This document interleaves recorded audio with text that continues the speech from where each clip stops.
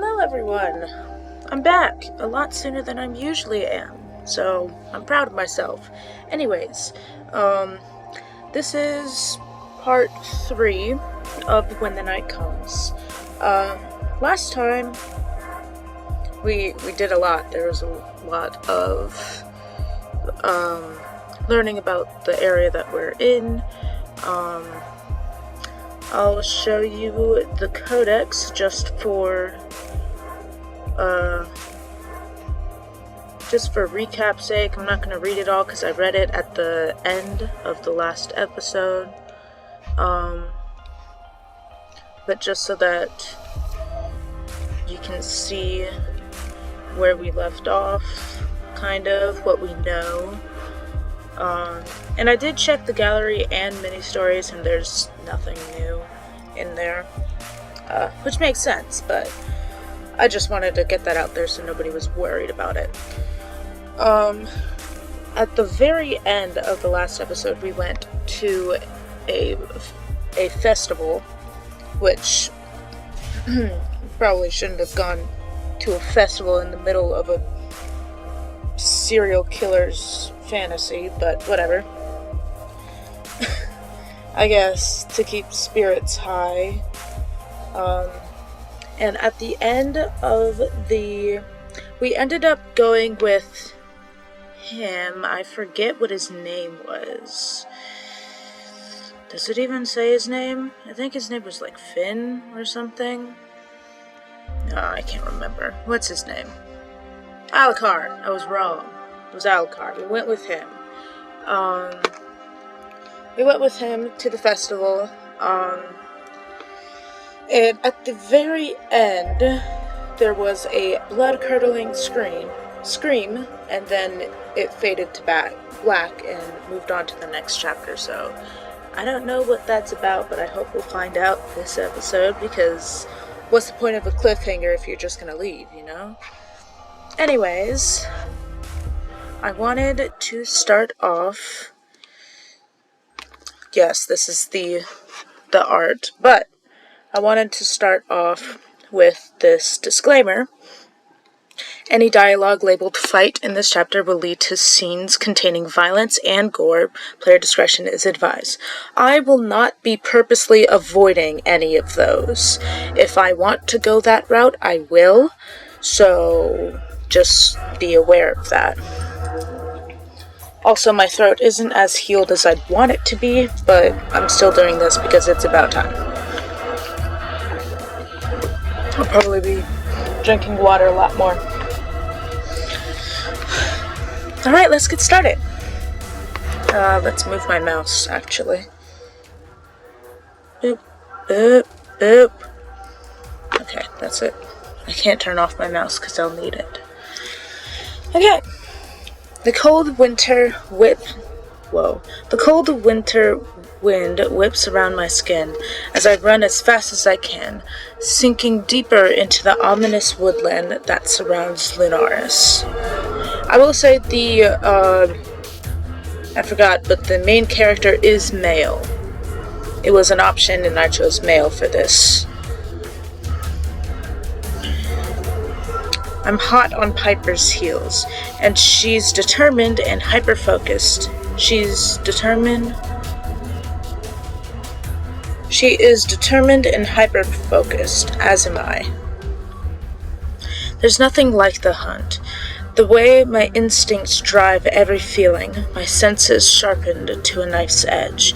My every thought is fixated on winning and only winning.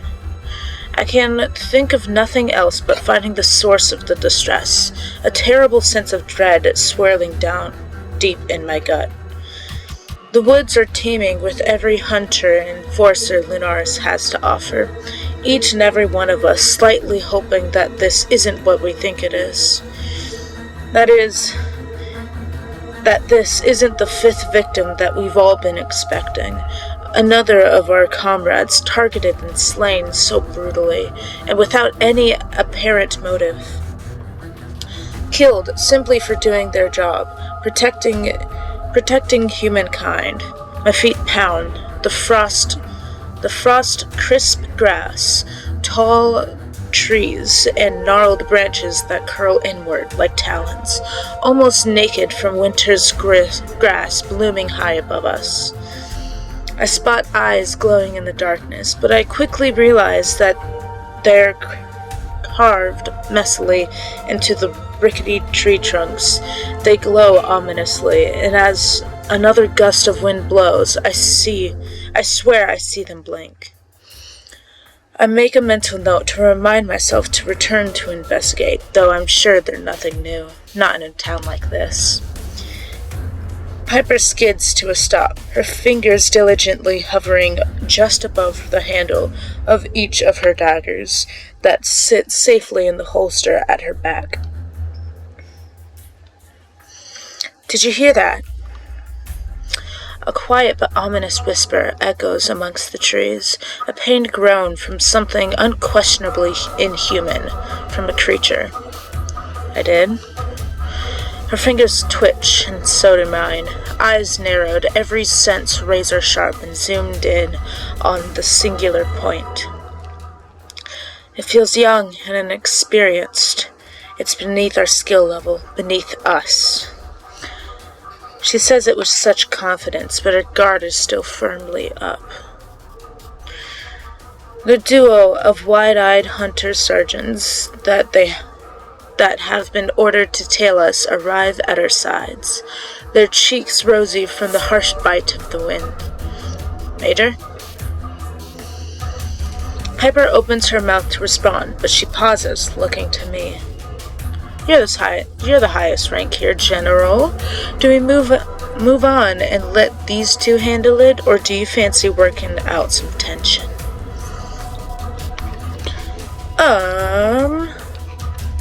Personally, I think we should leave it to them. We got more important things to do. I address the sergeants directly, deciding it's far more important that we continue to the rendezvous point and find August.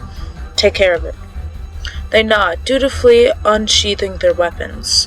Pepper and I watch for a moment as they slowly but surely sink into the darker depths of the forest. I always itch for a fight, but tonight we have other matters to attend to. That is exactly how I was feeling. I really wanted to fight, but we have better things to do. We can't. We shouldn't. We can't. We hear the unmistakable snarl of the youngling as we continue on our path, followed by the loud echoing clash of steel. Dang it, my mouse. I tried to still my racing heart and switch my focus back on the mission in hand, my blood still itching for a fight. I'm taken aback by how vast this woodland is, and the seemingly never-ending rows of trees that disappear if you try to look too far. How much further until we're not in Lunaris anymore? Piper shrugs, her strides long and purposeful, wind whipping at her hair. I don't exactly know, but I'm pretty sure there's more forest than there is town. Makes sense, I suppose, considering Lunaris' strangely heightened level of creature activity.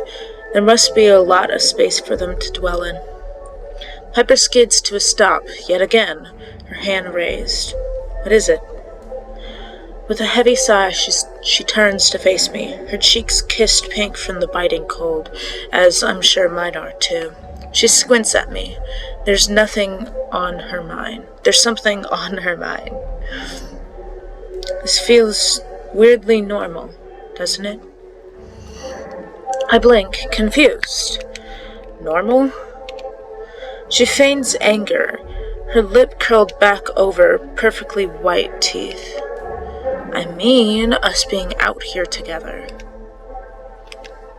My eyes widen, and I catch myself before she registers my shock and takes offense. Excuse me? I mean, it does, yes, or... I don't really like this option, because I don't feel that way. I'm more confused, well, we're hunters. Very matter of fact. I kind of want to go with the I work better alone type. Just because of how this character has been played and what he's been saying and whatnot, I feel like this is better suited. So I'm gonna go with that. I work better alone. I'm so edgy. I offer her an apologetic look, but I can't deny that I prefer my own company. I've always favored hunting alone. It's nothing personal. She shrugs, her lips pursed, and she actually doesn't look all that bothered. Thank God. I hope she's not just hiding it really well. Is she in a different outfit? I feel like she's wearing a different outfit than she was last chapter. Like, I don't think I remember her clothing being... No, she was. She was wearing a white, black, and purple country outfit type of thing. Now she looks like an aristocrat. God, she has so many rings. I'm so jealous. I have 4 rings. I have 2 on my right hand, 2 on my left. 3 of them are fidget rings because ADHD be like that. She's wearing the same necklace and same rings, I'm pretty sure. Is her hair tied up differently? I think it's the same. Ooh, if everyone's wearing different outfits this chapter, I'm very excited. Sorry, off topic. Perhaps it was smug of me to think she'd care what I think. That's fair. I've always been the same, but it's still been nice having you around this evening. Things are weird right now, and coming out here alone is unnerving. No matter how much I think I'd kick that thing's arse back to hell where it belongs if we crossed paths. I laugh, and I think she's probably right. I wouldn't want to fight you. Then you're smarter than you look. She shifts her weight from foot to foot, and I feel a buzz of nerves, energy particularly sizzling across her skin.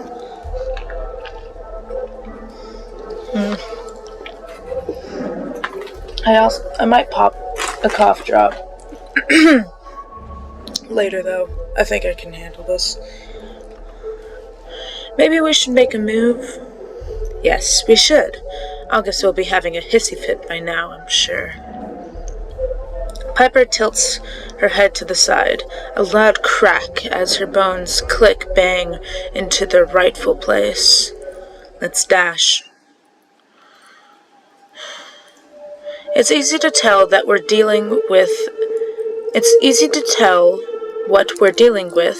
as we draw nearer to the scene.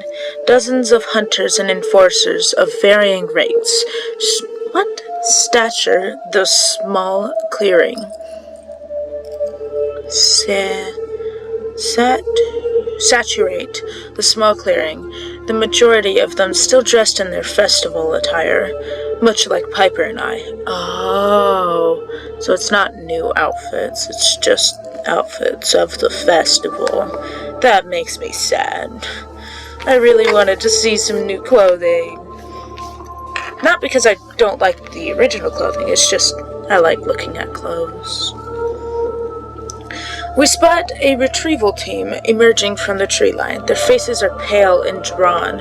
It's then that I know. They didn't make it. Okay, well, first of all, August was not wearing that fur coat at the festival, so I'm going to say that's a new outfit. Although it's not, but I'm going to say it is, so that I can be happy. You're here. We are. August sighs heavily, turning to look at the overwhelming scene that unfolds before us. It's not good news, and I'm sure you can tell. My heart sinks. I knew, but hearing it out loud is still unpleasant. Do we have an identity? They shake their head, brushing the front of their fur coat that I'm sure they're less than happy about wearing in such a situation. We cannot identify their voice catches. There is no body, again. Nothing but, well, I don't need to repeat such monstrous details. You've read the reports from the previous murders. Much of the same ghastliness. Pepper scoffs, her shoulders tensing, and I swear I can see tears in her eyes. She is hurting and angry. So angry that I can feel it. Goose flesh prickles across my skin thanks to our close proximity. My own emotions waver with the sheer force of it. Well, you're basically like an upgraded empath. Not only can you feel the emotions of the dead, but yeah, that usually transports to the living. This is fucking ridiculous. This can't keep happening, August. I flinch, feeling the surge of energy as August reacts. The smell of ozone is suddenly thick in the air. There's a flash in the darkness, and violent sparks crackle about their clenched fist, their eyes alight. Thank you, Piper, for your input. I didn't know this was upsetting. I assume everyone was enjoying this. A dozen eyes turn to look at them, and they quickly calm themselves. August looks beyond exhausted, as always. The skin beneath their eyes is purple, their cheeks drawn. Piper opens her mouth to retaliate, but wisely decides against it. This actually might be the first time I've seen her look guilty. August averts their gaze, as if they can't bear to look at her. They're too upset. I suggest you keep your thoughts to yourself in such a situation, unless you have any useful insight. It's not a question. Yes, sorry, General. I thought as much. We're all hurting, Piper, not just you. August sighs deeply, sparing us both a woeful glance before they address the gathered forces. Any majors present will patrol the immediate area. Generals will head further afield and begin an intense perimeter search. I want no stone unturned here. Any juniors need to get the hell out of here. You're not equipped to even think about dealing with whatever this thing is, and I won't be responsible for your demise. Anyone else present is to report back to headquarters immediately. We will need people on the ground in order to reassure the townsfolk. I don't want this causing widespread panic. It's damage control time. There's a quiet, subtle mumble of "Yes, General," and they all dutifully begin to obey August's orders, disappearing in various directions. Would you like me to join the perimeter search? No, I'd like you to go home. Leave this to the others. We need you ready for anything that may transpire overnight. Of course. Piper fidgets, uneasy. What? You're a major, aren't you? If you were listening, you'll know what I asked of you. The tension between them is yet again immensely unpleasant. Of course, General. She should have expected such a response, and I wonder if she'll ever learn. Or maybe she's hoping to rile them up. I can't tell. She throws me a quick, pitiful glance as she glares at August and turns to join her comrades. Later. August massages their temples, inhaling sharply. I notice that their hands are trembling, and I unconsciously take a step towards them, fearful that they might pass out. They hold out their hand. I'm fine, really. General, I appreciate your concern, Hunter Green. Really, anything that ails me is my fault and mine alone. Now please, head back. I meant it when I said I need you rested. Rested? I slept the entire day last night. You'll be the first to hear if anything significant happens. I'll send a messenger to retrieve you when the victim has been identified. Of course. Good night. Stay safe. If you think I'm staying out here in this for another second, you're sorely mistaken. I have a mountain of paperwork the size of the Ibex on my desk. Farewell, Chris. I take a final look at the scene where the enforcer witches have cast their mage lights over a bloodied patch of grass, leaving them to their work no matter how much I long to investigate. No, but I really want to investigate. After that outburst, it's best not to question my enforcer's request. No, come on, but he likes us. He can spare some like get out of jail free cards. Come on. I bow my head before I turn, eager to get out of here. No! You're no fun. As I head back through the woodland, I notice how eerily silent it is. How eerily silent it is. A strange sense of calm washes over me. Then, a whisper. Harry. I stop dead in my tracks, my hand hovering over my weapon. I see nothing, feel nothing, no matter how hard I concentrate. Then I realize, oh, no, he's not an empath, he's a medium. That's basically what he is. That voice, that familiar yet subtle ache that begins to creep into my temple. James? You deserve to know. The pain Wait, is that a B or D? I think it's a B. The pain ebbs and flows, my breathing slowly Whoa, okay. The pain ebbs and flows, my breathing growing unsteady, almost as if something weighs heavy upon my chest. The fleeting, comforting calm that had just settled over me is snatched away, as his voice continues to echo in my mind. No what? I'm sorry. A sharp, burning pain shoots up along my spine, and I fall to the ground. The snow-covered grass is wet beneath my fingertips. His words were cut off, and after a moment, I'm yet again surrounded by a blissful silence. Fucking ghosts!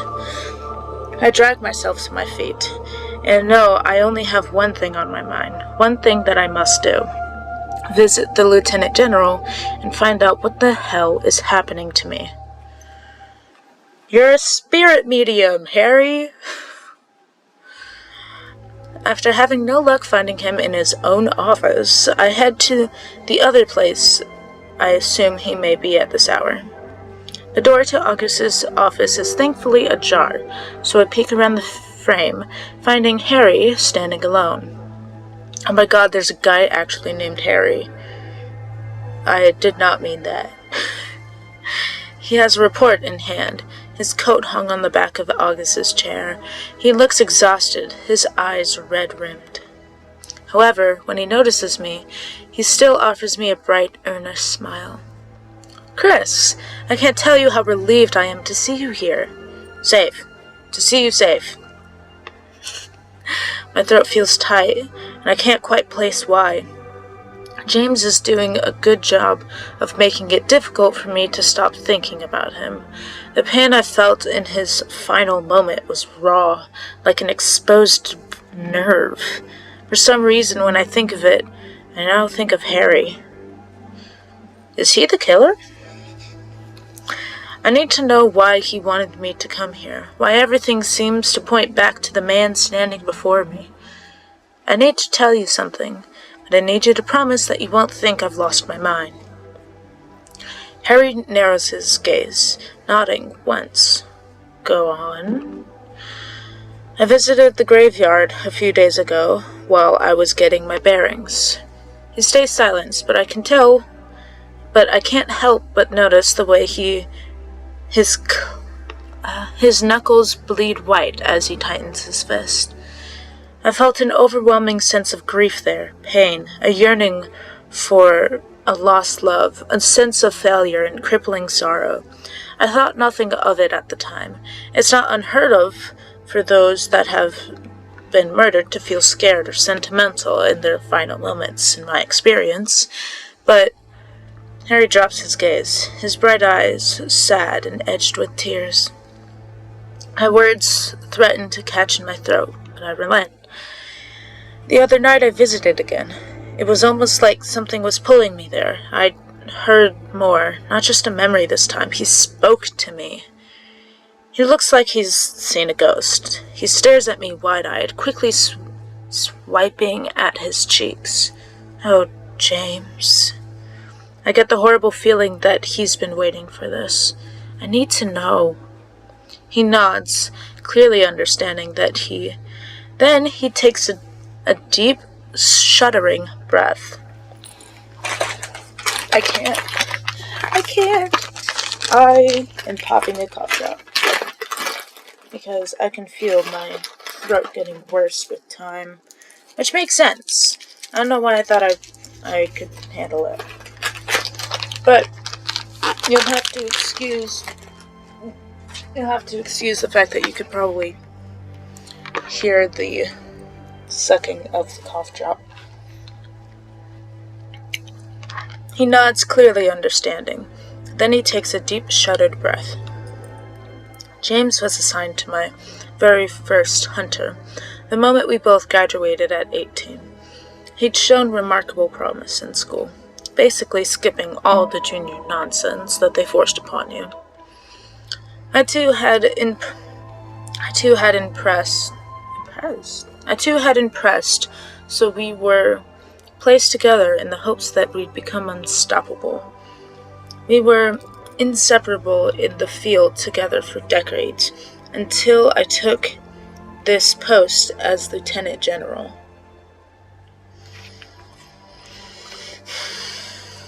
A pause and another deep breath, one that shakes. But, as well as my subordinate, he was also my partner, my husband. That makes sense. So he's probably not the killer then. My heart sinks, bile rising in my throat. I've read countless reports about him, the infamous Hunter Lane, over the years, but I never knew his first name or anything about him other than his incomparable work. Official records tend to omit personal details for the safety of the hunter or enforcer in question, unless they become a leader like Harry. They were intimitable. What? The best of the best. I'm ignoring that word. Together, they killed some of the most nefarious creatures in our history, and without question, every young trainee aspires to be just like Hunter Lane. To think that he's just gone, what Harry must be going through. I'm so sorry. I had no idea. For nearly 10 years, yes, but we'd known each other forever. Again, I will be reading the codex at the end of... I'm not sure this episode because I can only go up to like 4 hours, but when I'm done reading, I want to finish it this go around, but no promises. But I will be reading the codex at the end, whenever that may be. For nearly 10 years, yes, but we'd known each other forever. I failed the hunter initiation quite dramatically, and he was taken away to his father's home country to train to become what I'd always dreamed of becoming. Life had other plans for me, but we still found each other in the end. He used to joke that we were destined, the romantic fool. I really don't think it's sunk in that he's gone just yet. I keep thinking he's going to walk through my door, covered head to toe in blood and grime, with a stupid, wonderful grin on his face. I notice how his eyes light up when he talks about him. They say that people deal with grief differently, but I haven't quite figured mine out just yet. I apologize for not telling you, but it was important to me that I could trust you first. My judgment has been impaired, I'll admit it, though this turn of events isn't exactly what I expected. All I can think about now is justice, and the others that died before him, and what we could have done to stop it, what I could have done to stop it. What did he tell you when he spoke to you? His words waver, and he mindlessly fiddles with the wedding band, eagerly awaiting my response. I think about what Urza said, about being careful who I share this with. Did that warning apply to the Lieutenant General of all of Eskria? I mean, I want to tell him the truth, but I'm also I also trust very, very easily. Oh, shit. But, I'll take my mistakes and be happy with them. He told me to leave, that he failed and that there's no hope. He swallows thickly, his expression unchanging. I got the impression he wanted to say more, but I don't know how he managed to communicate with me in the first place. I think he can only say so much before he fades away. It feels like a great struggle for him to reach out. I cannot explain it. He closes his eyes, tight, shaking his head as if he can't bear to hear anymore. I will need you to speak to August about this. They know more about psionic magic than anyone here. I'm sure they'll be able to help you figure this out. I do not trust anyone else. Then, a hopeful look. Did he truly not say anything else? He didn't. The first night that I felt him, I could tell how much he loved you, Harry. You were all he could think about in his final moments. He laughs quietly. Yes, well, he's all I can think about too. A curse now, I suppose. Silence hangs heavy between us, and I don't quite know what to say next. He looks devastated, understandably. He must have so much on his mind, already with the latest murder and now this. The way he came alive when he spoke about James didn't go unnoticed, and I wonder if maybe talking about him would lift his mood.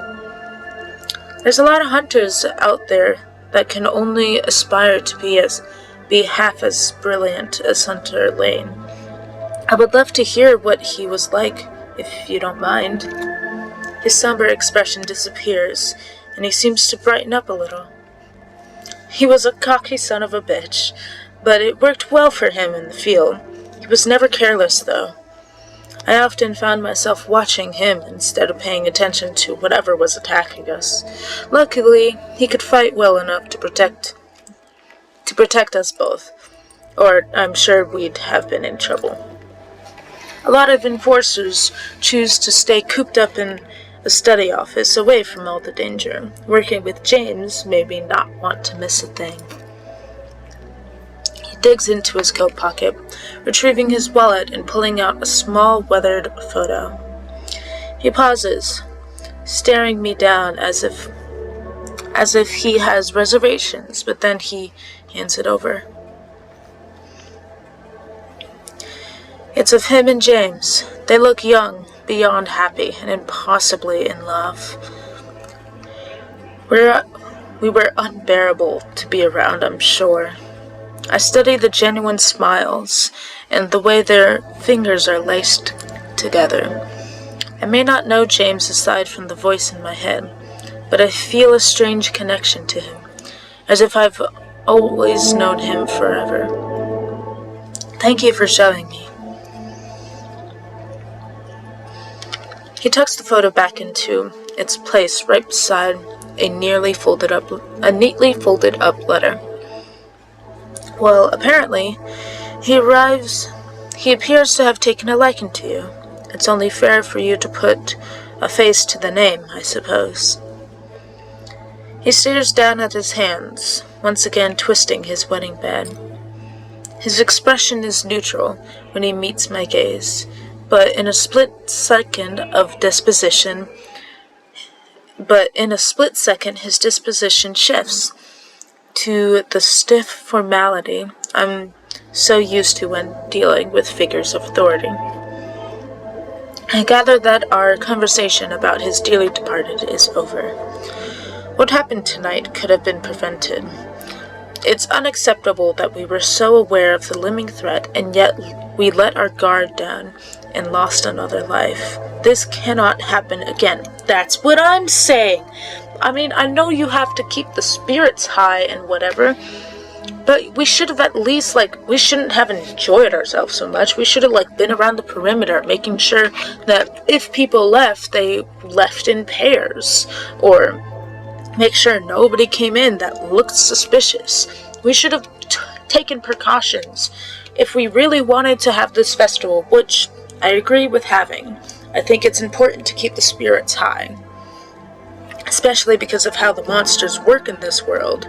With the more grief and fear, the more prevalent they become. So I do feel it is important to have that festival, but we should have taken precautions. We shouldn't have treated it like a normal festival. We should have treated it like a festival in danger. Because we are in danger. And now look what happened. We didn't take any precautions, and somebody died. We're lucky it was just one person. I nod, agreeing wholeheartedly, but I cannot shake the feeling that yes, this could have been prevented if it weren't for the festival. The festival he was so adamant went ahead despite others' clear apprehension, including August. I think better of pressing the matter. Harry suddenly doesn't seem like a man willing to admit fault. Did you speak to the twins as I requested? I did. As I'm sure you expected, I didn't get much out of them. A quiet hum, which I think is an indifferent agreement, and Harry sighs heavily. They are rather adept at both lying and sheer avoidance. I'm interested in speaking to the brother alone, though. There was something off about him, like he just didn't want to be there. I also came across a letter outside the building, one that was addressed to him. The language looked demonic. Harry nods, indifferent, and I wonder if he even heard me.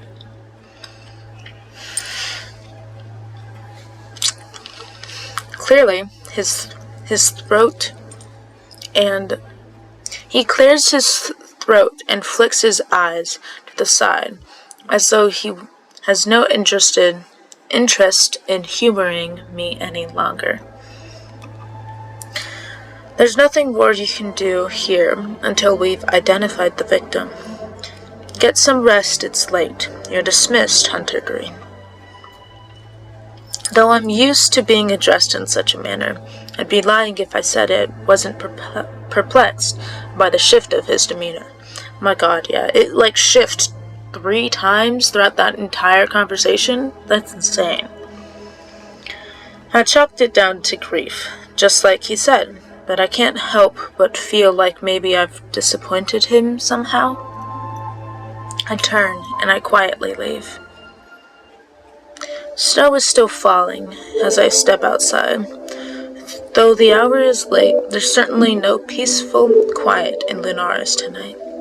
The streets outside of headquarters are bustling with hunters, enforcers, and everything in between.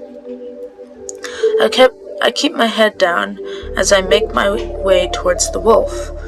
I fall into a trance as I replay my conversation with Harry over and over, trying to pinpoint the exact moment that made him change his attitude so drastically. I'm snapped back into reality when I bump into something cold and hard, finding a pair of familiar golden eyes staring back at me when I look up. Chris, distracted, are we? Oh my God, Finn, hi. You look nice. I step back, brushing down the front of my coat. I can see that his lips are on the cusp of curling to the side in a vaguely amused smile. You could say that. It's been a long night. He offers me a sympathetic look, shoving his hands firmly into his coat pockets as a duo of enforcers passed by. I make no point to glare at him. and by proxy at me for being near him. Finn dutifully avoids they make a point to glare at him, and by proxy at me for being near him. Finn dutifully avoids their gazes, like a man who has had centuries to perfect feigning indifference to the way people like me treat him and his kind. Hold on, I want to see his outfit. Yeah, pretty simple, but I like the gold highlights. They match well with his eyes and his piercing. I'm glad to see you safe, Chris. We were all worried for you, and when we heard. Thank you, Finn. He turns to check the streets. He turns to check that the street is clear, turning back to me with a serious look. I have my clan patrolling the woods. I'll ensure that they're out until dawn, searching if necessary. Anything we can do to help find whatever or whoever is doing this. I'm grateful for the assistance, and I certainly can't say that I've had an entire clan of vampires as allies before. I'm optimistic that their help will be of great value to me. That's very kind. Although an indecipherable pause, Finn's expression drifts somewhere far away. You know, I was out there just now. I picked up a scent, something familiar. Familiar how? He steps closer. There's a certain air of caution in the way he addresses me, as if he's unsure that we are truly alone. I didn't get to hang around. There were too many enforcers, but the blood on the stone we found in the graveyard, at the scene of... He pauses, apprehension clouding the way he looks at me. His next words are glum and as dead as his demeanor. Of Hunter Lane's death. He is testing the waters, if the way he holds my stare is anything to go by. Waiting to see just how clued in I am. I know about him, Finn. I spoke to Harry just now. He might be a vampire, but the look that crosses his face momentarily isn't exactly subtle. Excuse me. He casts his eyes away from me, the frown that settled at his brow softening around the edges. He licks one of his fangs, thinking about a forlornness that suits him a little too well. I see. And how did that go? I shrug because I can't really offer him anything else. I feel deflated and defeated.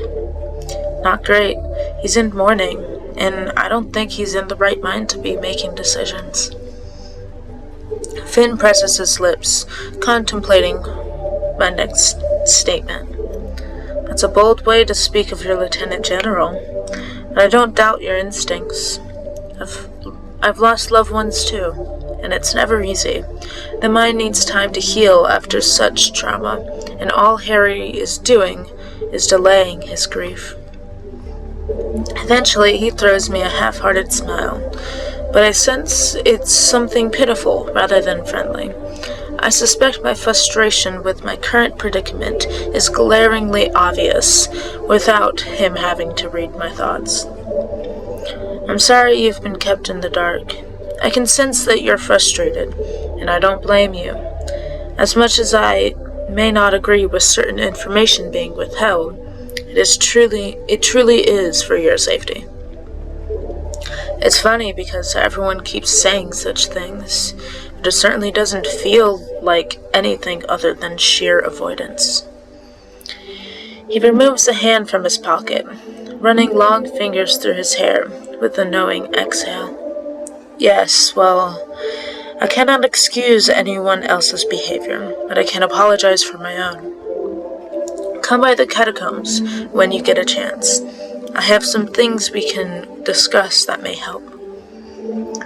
Though spending some time underground in a tomb sounds less than appealing, Finn doesn't look like the kind of man who lives in squalor. Plus, any information is valid, and Finn has lived here long enough to know the ins and outs of this strange little town. Thank you. I'll take you up on that as soon as I can. He tips his head, encouraging me to follow him towards the wolf, I assume. Come on, I'll walk you home. I'm eager to get inside, and with a few strides I catch up to him, falling in step. I don't require an escort, you know. Everyone seems so set on ensuring I'm safe, but you all seem to forget I was brought here to save the day. Supposedly. He purses his lips in an obvious attempt to stop him from laughing, and I watch the bob of his throat as he swallows the noise. I'm aware that you require no assistance, but think about the hunters that were killed. They were of your caliber, your rank. The best of the best, as the enforcers love to say. The thought of you ending up like them is not a pleasant one. He has a point, I suppose. Very well, but no coddling, understand? Yes, General. He laughs again when he catches sight of the dramatic roll of my eyes, sidestepping with the star-gazing glance to... Oh my god. Sidestepping with startling grace to avoid the elbow that I launched towards his ribcage. Rude! You're supposed to take that hit. We walk quietly through the streets, the cobblestone glistening with the frost. The moon is full and hangs low in the sky, as it always seems to here in Lunaris, and Finn exhales sharply to break the silence. I glance at him, too tired to ask him any of the hundreds of questions that run through my mind. I think he knows somehow, because he also seems to have something on the tip of his tongue. We stop outside the wolf, the lantern that hangs above the door dark thanks to the late hour. I glance up at the now familiar sign, a scrappy-looking white wolf howling at a full moon, and I laugh. Finn leans against the mismatched brick and stares at me quite intently, his eyes unnerving, bright in the growing darkness. What's funny?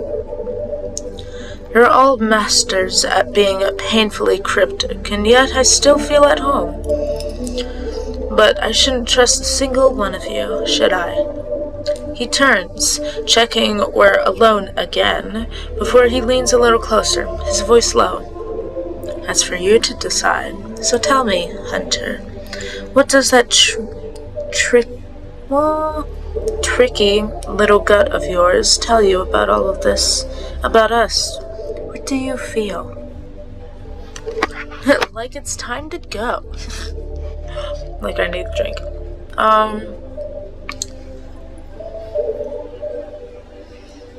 I'm thinking. Because I really do want to come. I want to talk to him. But at the same time, man, like, I'm putting myself in this man's shoes, and I would be exhausted. I would be so tired. I would probably, personally, I would say it's like, I think we should talk, but I am too tired. Like, it's time for me to go. Like, I need a drink. I mean, yeah, I'll go with that. Like, I need a drink. I'll go with that. You know, it's a shame the bar is closed. I would kill for a drink right now. The grin he offers me tells me I've probably said the wrong thing, inviting him to be devious. Chris, if you think I've lived here for centuries and not broken into the tavern for a late-night beverage, then you're sorely mistaken. I don't doubt that, and it's certainly tempting, but No, I shouldn't. I need a clear head tomorrow. As clear as I can muster with all of this fog, anyway. I wonder what August would think if their new star general was caught stealing from the local with a vampire. I'm willing to find out. I'm not. I join him in his laughter. The mere thought of August being informed is such a transgression, giving me the boost I need to drag myself up those stairs. You're yet to discover just how easy August is to fluster, and I implore you to find out. They turn quite a startling shade of red. Why does everyone bother them? That's so rude. I don't doubt that, but I've seen August mildly angry, and I can't say I'm all too fond of that. I'm all that fond of it. I'd rather not get zapped. He shrugs, lips pursed. That's fair. I really should get some rest. A pleasure as always. And remember, we've got your back. Should we find anything of interest overnight, I'll come running. Daylight permitting, of course. Good night, Hunter. I return his smile, pushing the heavy door to the wolf open and praying it doesn't creak and wake the other residents. Good night, Finn. I watch him go before I close the door, only the light of the moon guiding his way as he disappears into the darkness. I finally settle upon the hard mattress, the cheap sheets harsh against my skin as I attempt to get comfortable. Light from the low-hanging moon pours into my room. I've scrubbed myself clean of any trace of grime from the hunt, and I can't help but feel irritated from the sheer lack of progress I've made so far. I come to the conclusion that there are too many secret keepers in this town, and I refuse to feel defeated or let it continue. Overwhelmed by today's events, I find myself falling into a swift and dreamless sleep. If I end up sleeping the entire day again, I'm gonna be very upset, and August will probably kill me this time. Reality settles over me when I wake, a thick smog that almost suffocates me as I reluctantly drag myself from the almost comfort of my bed. I haven't had anywhere near enough rest, but I must relent. I gather the energy to dress and head downstairs to face whatever obstacles are hastily and inevitably shoved in my way. It's almost like you're a protagonist. As my eyes take a blurry sight of the empty tavern, the hideous sound of the scraping of wood against stone assaults my ears. In a corner of the room, Alucard stumbles to his feet. The chair he's been sitting on almost toppling over. He catches it and sets it right, then grimaces briefly before stalking over to me. It's easy to see the hunch of his shoulders and the stiffness of his posture. For a moment, I wonder if he's hurt somehow, but as he comes closer, it seems more likely he's only wary, perhaps? Not unusual, but with the commotion last night, it still puts me ill at ease. I don't need supernatural senses to know that this is going to be another pebble on the mountain of mysteries. Oh my god. He looks a mess. What has he been doing? Rolling around on the florist floor? Hunter, I need to speak with you. Ooh, fancy. He doesn't sound like the aloof, cocky half-lichen I've come to know. He speaks forcefully, but there's a tremor in his voice that's hard to miss. What's wrong? The frown deepens. Instead of explaining himself, Alucard holds out his hand and uncurls his fingers, revealing a crumpled ball of fabric. For a moment, I stare at him, and at the thing he's holding without comprehension. Alucard stares back, his expression telling me he thinks I'm an idiot for not getting it. Then I realize the distinct purple under the dirt and the dried, crusted blood, and my stomach drops. A hunter's sash. Alucard is holding a hunter's sash in his hand. Or what's left of it. The thing is in a sorry state. The thing is in a sorry state. Its original color almost indistinguishable under the grime. Carefully, I reach out to take it from him for closer inspection. Our hands brush briefly. His touch is almost unbearably warm in this chilly indoor air. And amazingly enough, Alucard doesn't withdraw immediately. Instead, he actually pauses and grabs my wrist, eyebrows raised. Did you die in your sleep and revive at sunrise? Why the fuck are you so cold? I scowl at him and yank my hand away. Maybe you're the one who's an oven on legs. Alucard smirks. No, I just know to stick my hands under my eyes to keep them warm like any normal person. Enough room under there for my hands too? Shut up. I can't. That's stupid. That's not even a good comeback. Ah, shit, I didn't read that. The smirk widens into a wide, fangy grin. Pay my tab first and we'll talk. Oh my god. Tempting if it wasn't for more pressing issue at hand, literally. I give him the best, sternest glare and turn my attention back to his little gift. It doesn't belong to the hunter that was killed last night. Doesn't belong to any of them. It's not right, the smell. I stare at him in disbelief, shaking my head as I feel the gritty fabric between my fingers.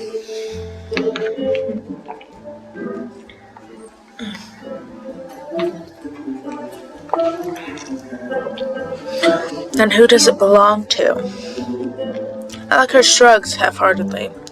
In the tavern's uncertain light, his face is drawn, and his eyes are sunken. Exhausted, I realize. But his tail still flicks back and forth, back and forth. The impatience or agitation? It's hard to tell with him. I keep hitting the mic, I'm sorry. It's hard to tell with him. All I know is that Alucard is telling me the truth, if for no reason other than because he's too worn out for deception. I tried, but I couldn't tell.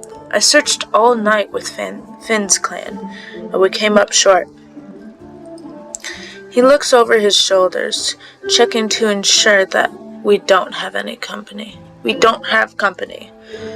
I have to be careful. I can't be seen with such things. A sharp exhale, and he admits defeat. Shoulders drooping, ears flat against his head. There's a much bitter resentment in his voice, as there is sulk. They'll make me pay for my generosity with my own blood again. The certainty with which he says it makes my stomach drop, almost as much as his grim resignation.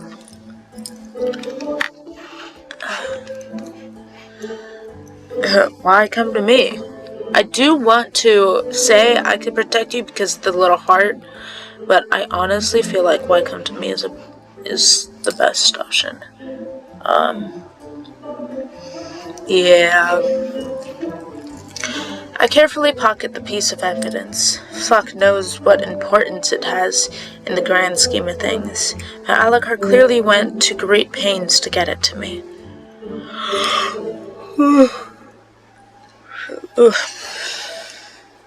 That in itself is perhaps enough for it to be worth hanging on to. I haven't forgotten what Finn mentioned the other night in the graveyard about the strange blood. One thing, however, leaves me uneasy.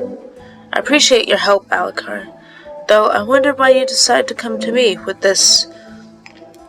Considering, make a vague motion at myself. I am a hunter. For a moment, Alucard looks dumbfounded, like I was asking something obvious. A second later, he looks wounded. He quickly closes off and he backs away, his shoulders stiff. He tries to smirk to brush it off, but his body language is so obvious. I know he's struggling. Regret clenches in my gut at this sudden, irreversible misstep. Irreversible? I'll show you irreversible. No, I'm joking. I will. I'll take that. That sucks. I really didn't want him to react that way, and I could go back and fix it, but what's the point of a visual novel if you don't deal with the mistakes you make, you know? If you don't have a set goal for a visual novel, then there's no reason to, backtrack and choose a different or better option. Although I personally do want to go for a Alucard ending. I'm not going to try to authenticate it. I'm going to make this mistake and try to correct it later. My apology. I didn't mean to say. I came to you because who else in this fucking hell town would have listened to me? His hands fell to his sides, balling into fists. You're saying I shouldn't have? I stare at him, not knowing how to respond. It occurs to me, however, that trying to work this out favorably is the smartest plan. Alucard has come forward, willingly, with something that might be of use. Standoffish as he is, and quick to be spurned as he can be. I know it won't be the last time he'll be helpful. At least not if I can do something about it. I'm sorry. It's the second time in my many minutes I've apologized, but so be it. It wasn't my intention to alarm you. I was actually just curious, but never mind. Thank you, though, really, for this. Alucard half glares at me, unconvinced. It lasts only for a heartbeat, though. He quickly looks away, and there's color rising on his cheeks. He mumbles under his breath. What did you say? I said... He deflates. I said I was an asshole. Sorry. You happy? No, not really. If he meant to apologize, I wouldn't want something less, asshole-ish. But I'll take what I get. At least he's reluctant. But sincere. It's alright. We both misunderstood. You don't have to soften it up. I know I was the one who... Ugh, never mind. Anyway, what's important is this. He leans closer suddenly, lowering his voice despite the empty tavern. I don't know how much or how little you've decided to trust the Pomps in that workplace of yours. And I said all that shit about not trusting anyone, but just listen to me. This once. Take that to Ezra, not your superior. He regards me with beseeching intensity, eyes flickering across my face, like he's looking for some sort of give. Something he can trust. I don't know if I can give it to him. Alucard's concern for his own well-being I understand. This is different.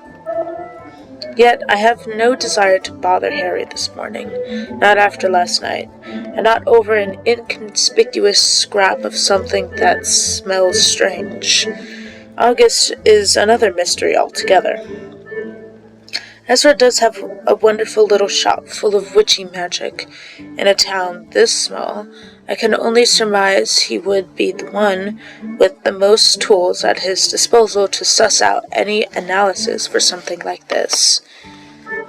It doesn't make sense to go to him. It does make sense to go to him, which is all well and good because Alucard is beginning to look downright fidgety. Right, I'll go to Ezra with this. Alucard stares at me for a second longer, like he doesn't know if I was being honest. Eventually, however, his shoulders relax, and he takes a step back. My job is done. Hope you don't mind me quitting this place. The tavern's no fun when there's nobody here to annoy. He drops into a mocking, half-ass growl, his tail swishing, and then all but squeezes himself out the door right past me before I can so much as frown. I stare where Alucard has already vanished, and I wonder for a moment if I should chase him down. He's no hunter, and I have a feeling not entirely natural that the thing out there isn't interested in lycans, witches, demons, or vampires. It's nothing to do with the killing pattern. It's... Sighing, I take a coat a little tighter around myself. I tuck a coat a little tighter around myself and reluctantly make to follow his path. Breakfast will have to wait. The shop is empty when I arrive. That comfort tickle in the bell that sits above the door welcoming me. Ezra is nowhere to be seen, but I do spot a small white cat curled up at the foot of the shop counter.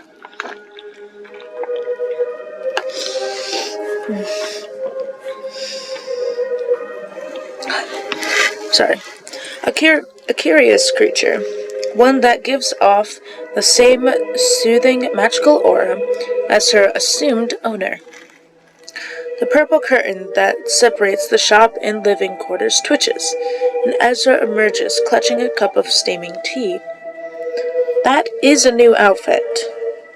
Is everyone wearing new outfits? No, Alucard wasn't wearing a new outfit. He was wearing the festival outfit. Is this Ezra's outfit? I don't remember what Ezra's festival outfit was. It might have been this. I'm so relieved to see that you're okay. The cat's ears twitch at the sound of his voice, and she stretches, sauntering over to him and parading herself between his legs. He ignores her, moving to place his tea upon the corner. That's what I'm talking about, Ezra! Yes! I heard that you had to depart the festival quite abruptly. We were all worried. I nod politely, offering him a clipped smile. I did, unfortunately. I hope you've had enough rest. You look exhausted. Not that I'm surprised after what I assume was an incredibly late evening. Would you like some tea? The sash feels heavy in my coat, and as much as I enjoy exchanging pleasantries with the witch, I'm here for no reason. I actually need your help with something quite urgent. You do? What is it? Both the cat and Ezra watch me intently as I retrieve the sash, the violet, bloodied fabric unfurling as I hold it up. The cat hisses, her hackles raised as she darts into the back room. That paired with the look of Ezra's face unnerves me, and I sigh heavily, exasperated, as he rushes past me to lock the front door. Deadbolt and all. Damn. He faces the door, his palms splayed flat upon the window pane. It It growls a pleasant shade of blue as he whispers what I assume to be a warning incantation before he turns to join me. Damn. All that for a bloodied sash? What's wrong with this sash? Though we're quite clearly alone, his voice is tactfully quiet. Where exactly did you get that? The words rush out of him, and his aura is panicked, so much so that I begin to feel a terrible sense of unease washing over me. Ezra is the one person I truly had no hesitation about trusting from the start. Someone I thought I could rely on, but I find myself questioning his intentions. Could he possibly already know who this belongs to? And if so, how? Alucard found it in the woods last night. He told me to bring it to you, and only you. He runs a hand through his curls, and I notice that it's shaking. Ezra, are you okay? A heavy exhale, and he closes his eyes, shaking his head before he meets my gaze. I don't think you understand. This puts us all in danger. Danger? I don't understand. It's just the sash. I simply hoped you could identify who it belongs to. You're aware of its owner? You're aware of who its owner is, I assume, based on your reaction. I play dumb, distinguishing my interests and the fact that I know it's not the new victims. If he's hiding something, I'll find out. He moves around to the other side of the counter, nervously rearranging a pile of glowing crystals and pushing aside a dish filled with colored gems. Sorry. He spares me a glance as he takes a seat, and then he forces a smile. I have an inkling, yes. May I?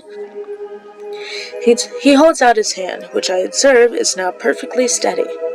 I'm hesitant to part with the scrap after the little display of uncertainty, but he seems to have collected his thoughts.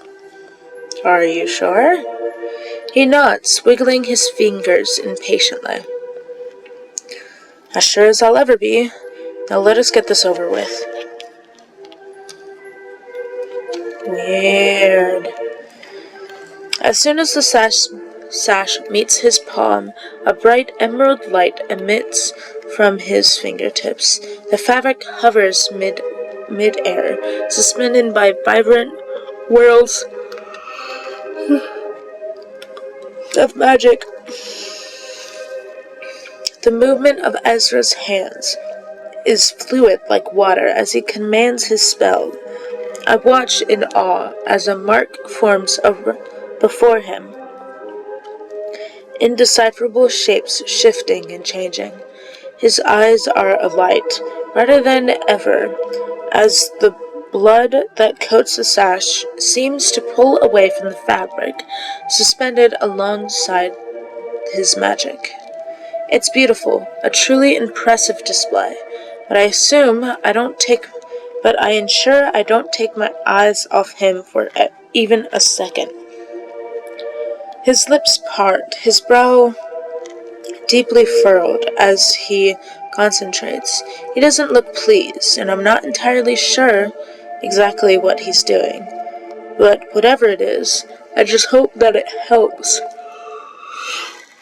If I could stop yawning, that'd be fantastic.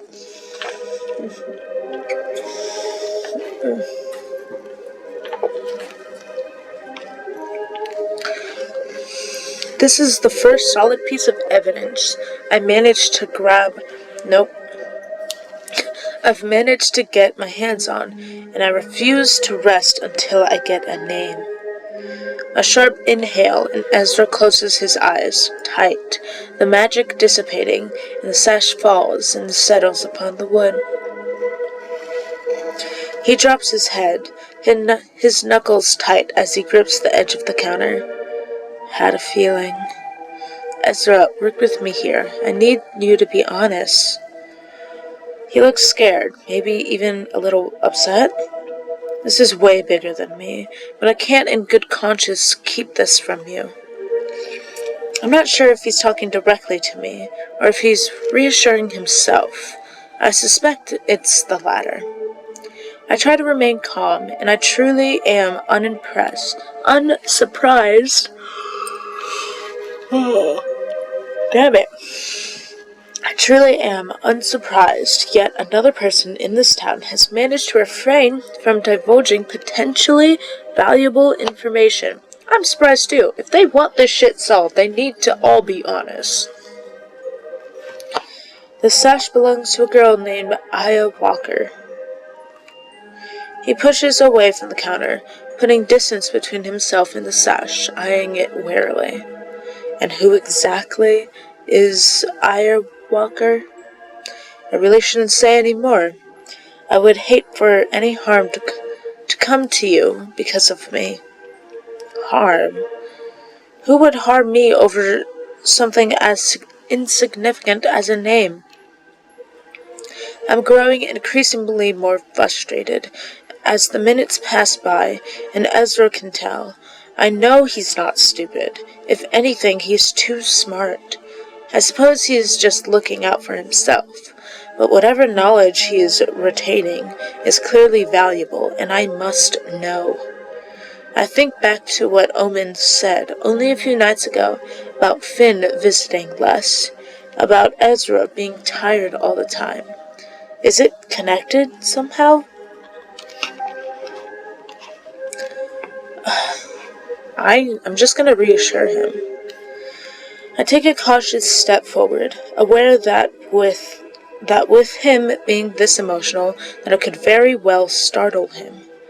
I spread my hands, showing my palms, in a gesture of peace as I approach. Ezra, I'll make sure you don't get punished. It's not that simple. I can see he's growing increasingly more frustrated, most likely with himself. I've always had the impression that Ezra is truly an honest man, so that whatever he's hiding,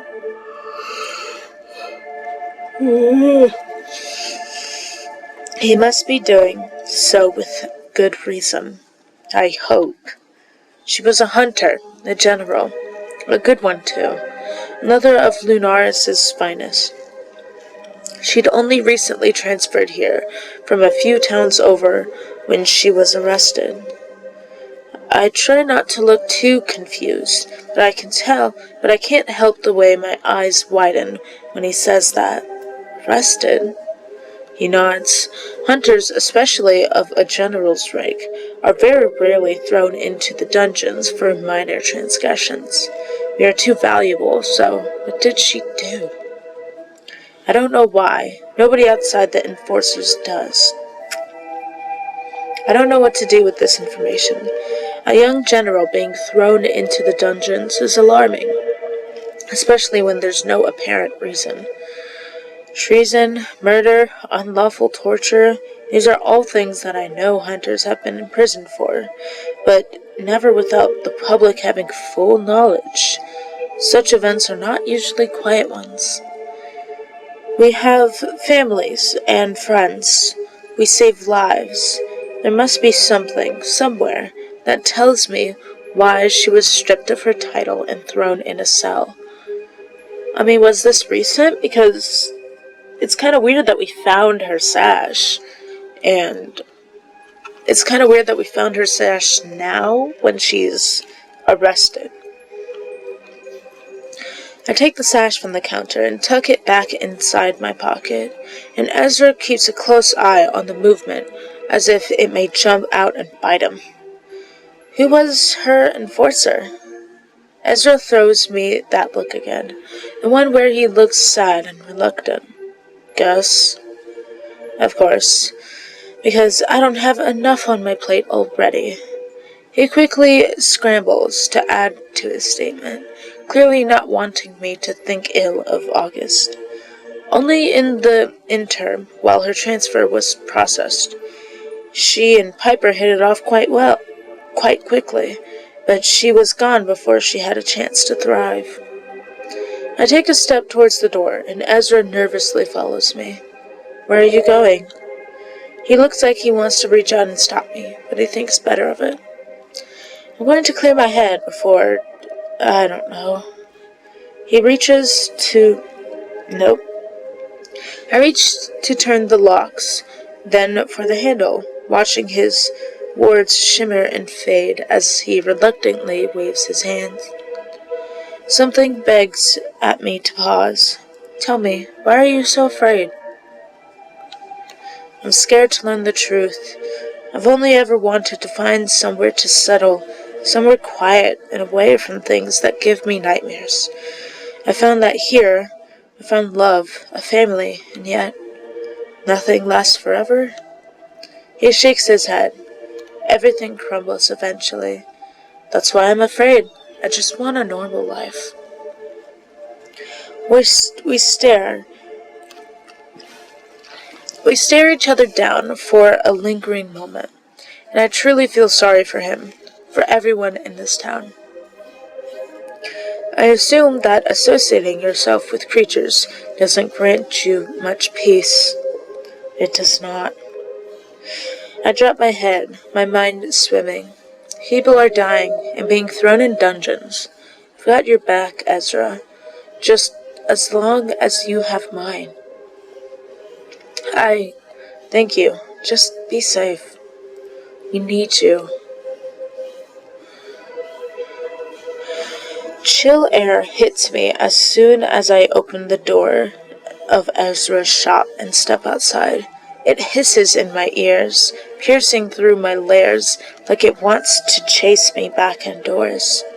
I can think of no alternative more enticing, but my work is done here, and I need to move on. Not a moment less well-timed, it seems, as I close the door and immediately notice a familiar face sulking just out of my vision until now. Omen startles when he realizes that I've spotted him. He takes a full step away from me, one hand half raised as his tail lashes like a snake. For some reason, I can't even begin to fathom there's genuine fear on his face. Omen. Speak of the devil. That's hilarious! But we weren't talking to him, so it doesn't count. Is something wrong? I take a moment to look him over. Omen seems, by all accounts, unhurt.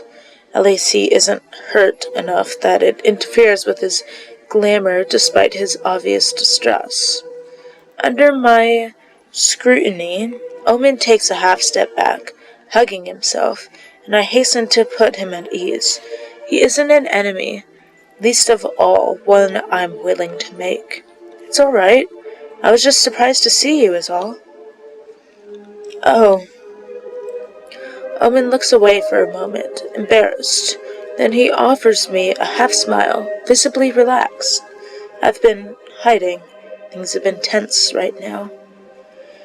I can't help but sigh at that. That's one way to put it. I gesture vaguely at him. But what about you? You seem to be in a hurry. Is something wrong? Omen's eyes widen. He opens his mouth, but doesn't say anything for a moment. Then shuts it. I'm looking for someone. Omen says this very quietly, like he's confessing a secret. He scans my face, with eyes flickering, red rather than their usual warm brown. I wait, since there's little else I can say. Then something seems to resolve. Omen looks from me to Ezra's door, then takes a step back, his mouth tight. She's probably not in there. I should get going. It's nice seeing you again. He makes to turn away, and I don't know what moves me to act. Perhaps it's his aura, the way I suddenly sense it swell under his glamour, and spot the wisps of flame tailing from his hair and the tip of his ears. Perhaps he's walking away, and I simply can't let him go right now. Perhaps I'm tired of one more fucking mystery in this town. Either way, I reach out and grab his wrist. Wait, and instantly regret it. Yeah, did you forget that he's also a walking furnace? Like, Alucard literally told us at the festival.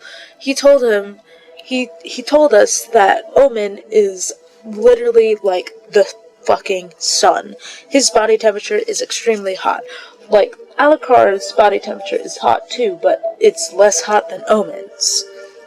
Instantly regret it. Yeah. He scorches my hand, forcing me to withdraw with a small cry. Omen looks over his shoulder at me with glowing amber eyes, his lips drawn back in a half snarl.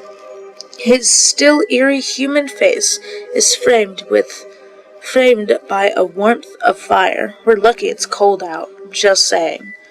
My gut clenches, twists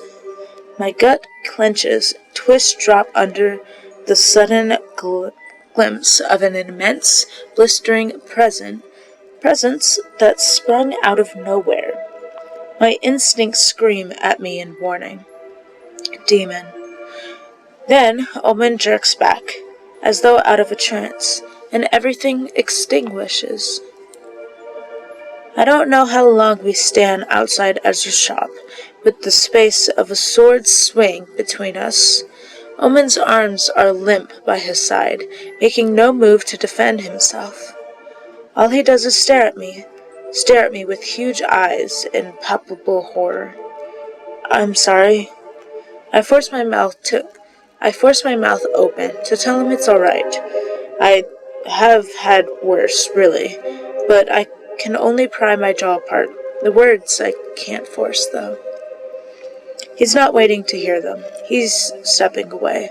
One, then two, then three, and he turns around and flees. I can't move my legs to follow, but the time I get enough control of myself back, Omen's already gone. Long gone. In hindsight, I'm glad I couldn't follow him. It takes a tremendous effort for me to pry my stiff fingers from the comfort of my weapon.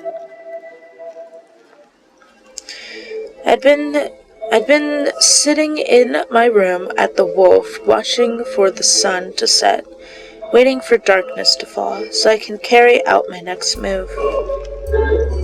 No messenger had come to summon me to headquarters, and neither had August come to bang on my door.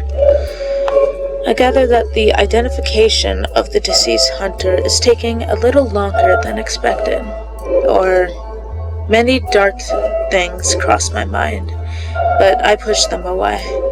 I meant it when I said that I'm tired of being pushed from pillar to post, kept in the dark. Enough is enough. If this town wants saving, then I'll do it on my own terms. The door to August's office is thankfully unlocked, and I'm pleased to discover that it's empty. The desk is in its usual disarray, papers and books haphazardly strewn across its surface. I take a deep breath and head straight for the filing cabinet I've seen August rummage through so often, and I carefully open the drawers. Apparently, Piper has a whole portion dedicated to her reports, an impressive feat. After much rummaging, I eventually find Aya's papers stuffed in the very back of the bottom drawer. If I didn't know what I was looking for, they'd have easily gone unnoticed. It certainly looks like August has tried to hide them, which only increases my suspicion. I find her transfer papers, a glowing letter of recommendation from her previous enforcer. Her records are clean with no discrepancies, nothing but praise. I see the words kind and thoughtful repeated multiple times, and the only compliment, if you can call it that her enforcer had is that she was overly cautious. Then I find it. Her discharge papers, with an obnoxious red treason stamped across the front page. In the blink of an eye, the whole office lights up, and the door loudly slams against the wall. Damn it! Oh no! I'm gonna be charged with treason. Shit. Oh no, he's just mad. I don't know if that makes me feel better. What are you doing? Snooping? I watch magic coat I watch magic coat every surface, flowing and curling over the walls, floor, furniture. It even creeps over their clothing, their skin, too. They stare at me wide-eyed, vivid violet swallowing the once ice blue of their irises. And though I should be concerned that I've been caught, I'm distracted. August. It's really pretty. The magic that glimmers upon their clothing disappears, and their eyes lose that otherworldly glow, but the room remains alight. They look at the bundles of paper that I hold tightly in my hand, and a frown furrowing their brow. I would ask that you put those back, Hunter Green. Their words are eerily calm, and they seem more concerned than annoyed. What happened to her? They close the door, clicking the lock and checking the handle before they walk towards me. As poised and perfect as ever, they stare me down. You know, not even Piper found those. I hate to admit that I'm impressed. August.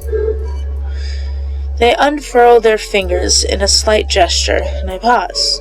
August is still my superior officer, and I'm nothing if not respectful. I did not wish for Piper to be demoted, nor did I wish for you to meet the same fate, but I appear to be having a case of deja vu.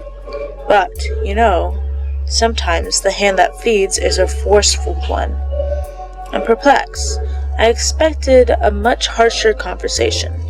August isn't exactly known for their calm temperament, and this is startling. Why is that word so hard to say? Startlingly out of character. That's as close as you're gonna get. Aren't you going to admonish me? With a sly smile, they shake their head. No, Chris, I'm not. I believe in you, strangely. I believe that you're a bright light at the end of the very, very dark tunnel for this town. And I have been questioning things lately. What I just want the truth, man. I'm sick and tired of people keeping shit from me.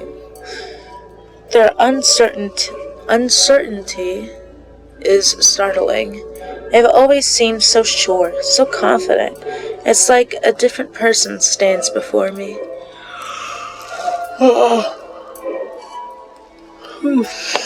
Are they afraid too?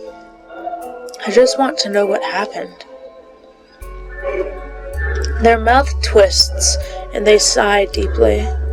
I don't know what happened. I am but a pawn. August, please. I let my frustration show, the papers crumpling in my grip. She's rotting in a dungeon, and nobody knows why. Not even the one who signed her papers? A fierce bright glow surrounds me, magic crackling at their fingertips. I did not sign them. They take a deep breath. I couldn't do such a thing. This goes higher than me, far higher. People are scared to even utter her name. They shake their head, and I notice that I can't get a read on their aura. I am no liar when I say I don't know.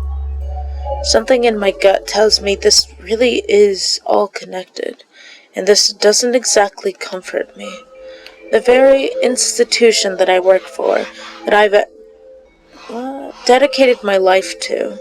I moved to pull out the sash and let it unfurl, holding it before them, and August's eyes grow wide.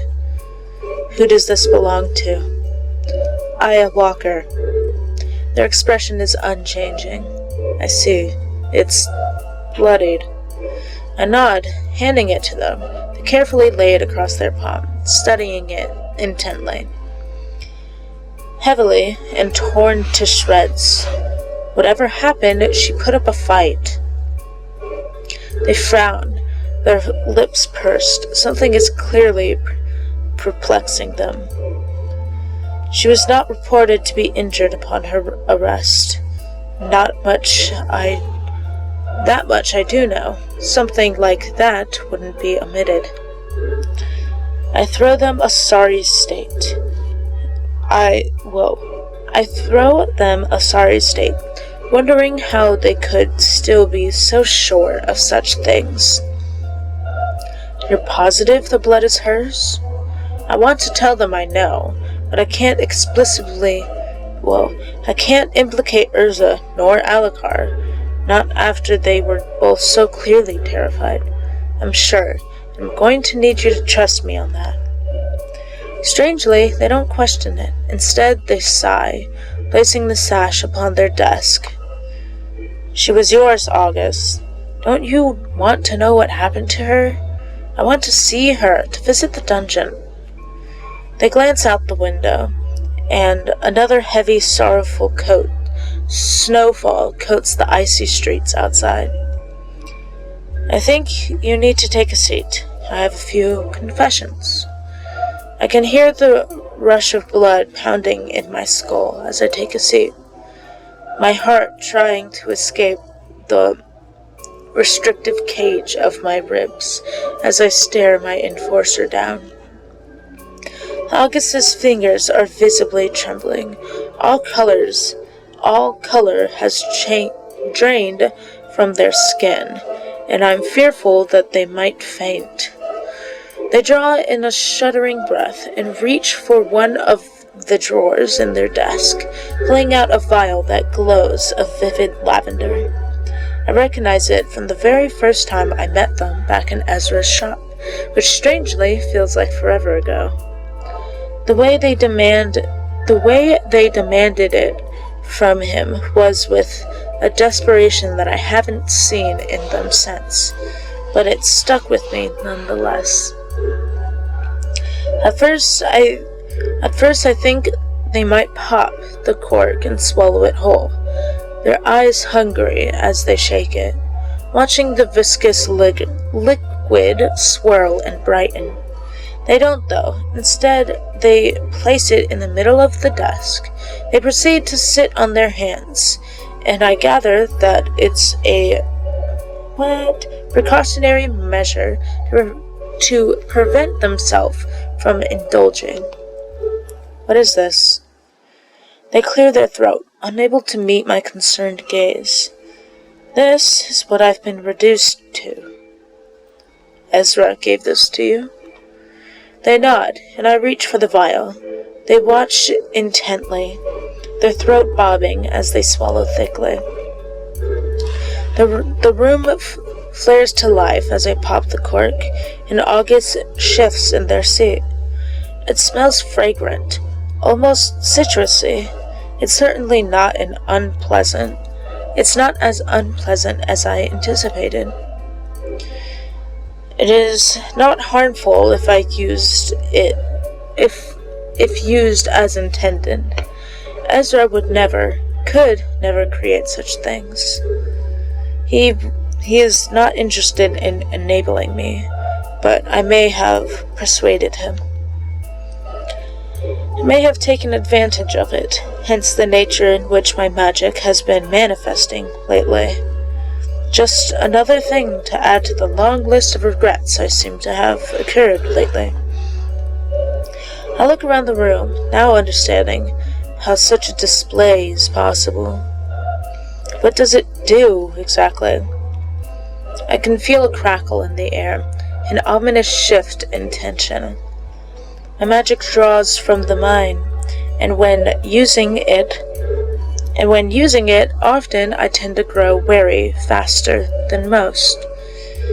It's a weakness I'm not proud of, and I cannot be viewed to be weak when in such a position in this agency.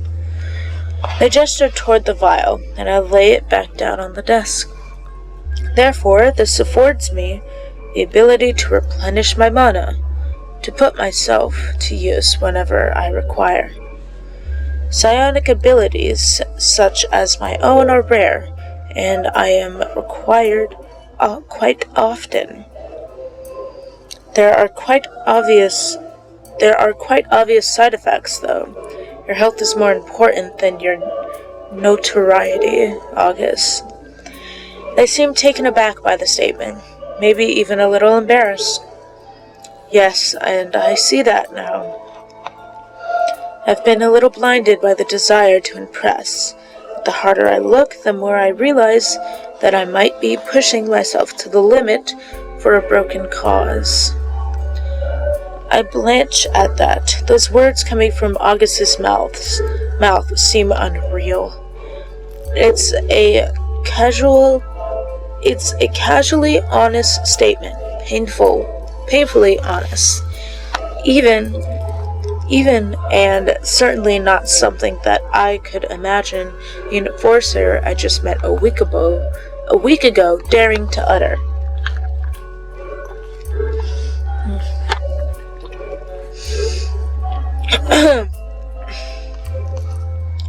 Too many questionable things have been happening right under my nose, and I was too blinded by my determination to succeed here.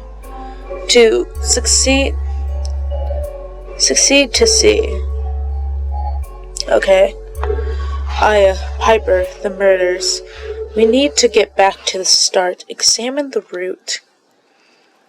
The root being the agency. The enforcers? With a small nod, they lift their eyes to the ceiling, speaking their words with great effort. Yes, the enforcers. And why bring me here? That I cannot answer. I wish I could. I'm gonna ask about Aya, because she seems important. Tell me about Aya. They rest their elbows upon the desk,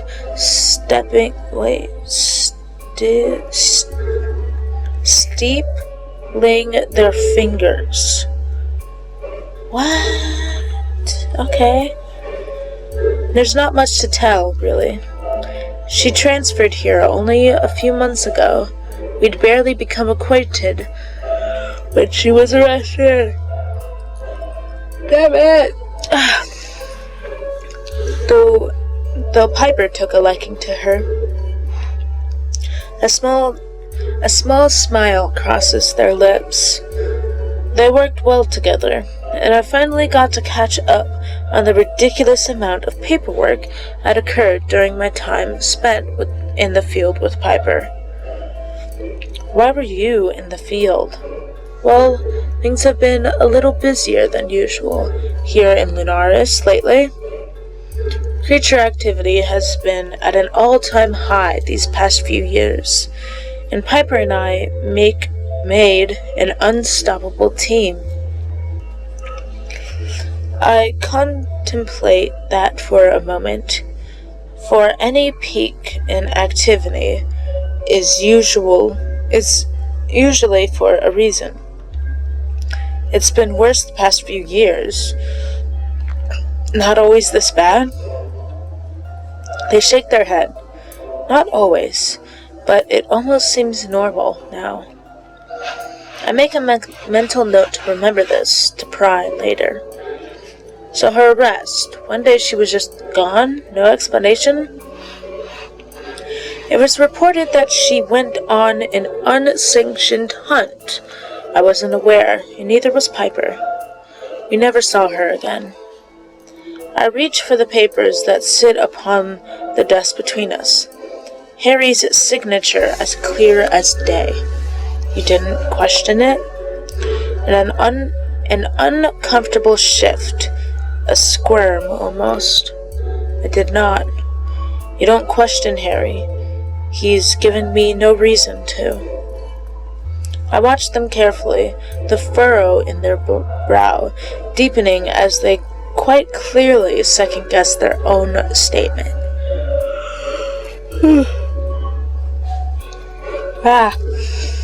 Something isn't right here, and Aya's situation feels too convenient to me. Don't you agree? With a sharp inhale, they sit back in their chair. A little of their tension seems to melt away, but the sadness still lingers. I do. Oh. Cool, great. I'm glad I got to ask both questions, but, what's the point of giving me the option if you're just going to show me both, you know? You mentioned you didn't want Piper to be demoted, so what happened? Their gaze flickers to the side, staring out of the window at the snowy street. After Aya's arrest, Piper became unsettled, rightfully so. Now I look back. She wouldn't stop rambling about a theory she had about the agency. Corruption, slander, all nonsense to me at the time. She was caught trying to break into the dungeon and rifle through my files, just like you were this evening. I clear my throat, offering them an apologetic grin. I was too infuriated to think straight, and before I got a chance to defuse the situation, Harry caught wind. I regret the way I dealt with it. Piper was a good friend before this mess began. I should have helped her. I let her down. Their gaze meets mine, and they somehow seem more concerned for me than they are for themselves. You and Piper, you are friends? Hard to believe now, I know. But yes, we were close. Close enough for her to convince me to arm wrestle her.